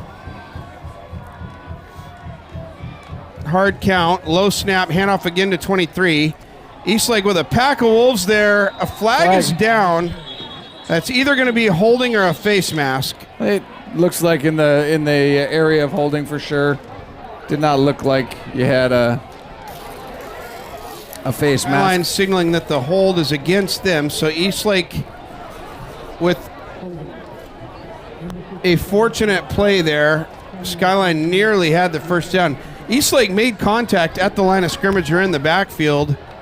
And that stops the Skyline clock. pushed the ball forward. The flag here indeed stops the clock with 2:35. They've spotted the ball in the 40, haven't marched off any yards yet.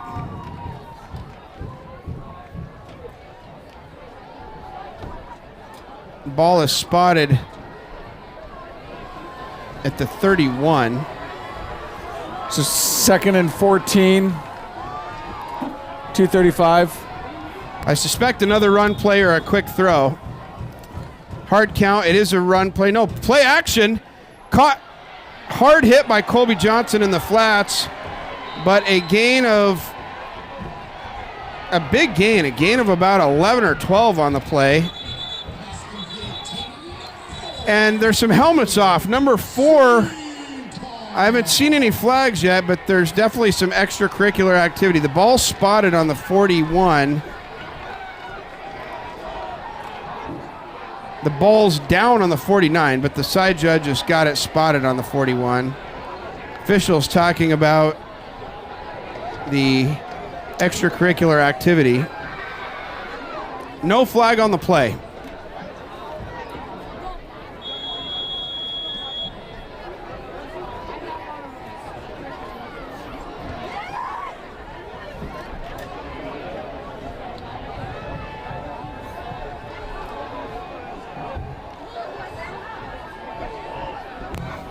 Skyline comes out, 4 receiver set. 3rd down, big conversion here. 2 minutes to go. Motion to the near side. Handoff up the middle to 23. He's hit behind the line of scrimmage, stays on his feet. Wrapped up short of the line to gain. It will bring up 4th down for the Skyline offense. So this is the game. Skyline brings the punt crew on. Jeremy, reminds me of like Big Ten football, big momentum swings. If the ball gets snapped over the punter's head here, Eastlake would have new life. And Skyline will call their entire team to the sideline. Minute 25, 20 seconds on the play clock. So this play clock is going to go down to about a minute 4. I suspect Skyline may burn a timeout and decide if they're going to go for it or put the punt unit on the field. It's an interesting call for sure. I mean, they've been really effective moving the ball. You got a couple of yards. I guess the flip side of that is, put that ball down on the other end of the field and make Eastlake go score and then kick an onside kick and score again. If they don't get the first down, Eastlake would have very good field position. If they punt it, it could make it a longer play for a longer drive, rather, for the Eastlake offense. Again, a higher risk. A punt play always comes with risk with the long snap and being blocked and all that. Yeah. So nothing good happens on 4th down, generally.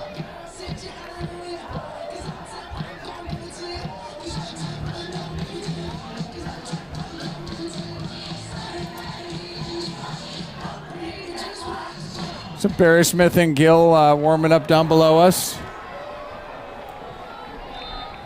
I give this Skyline team credit. They played physical football tonight, and indeed they will go for it. The ball is under center, I formation, single receiver to the far side. No, sorry, twins to the far side. Look for a run right up the middle here. Hard count. It is indeed a run to 23 up the middle, and he's got the first down. And some. This game is over. Skyline is victorious on homecoming. Good game. Clock will stop while the chains move, but it won't matter. There's 30 seconds on the play clock.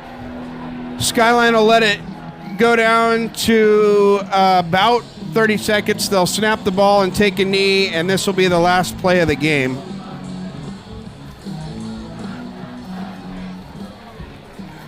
Well, Jeremy, we'll see you next week at home against Skyline, or we'll rather see against you Mount tomorrow Si. night. Well, we see you tomorrow night at the party, at the fundraiser for the Eastlake Wolves football program.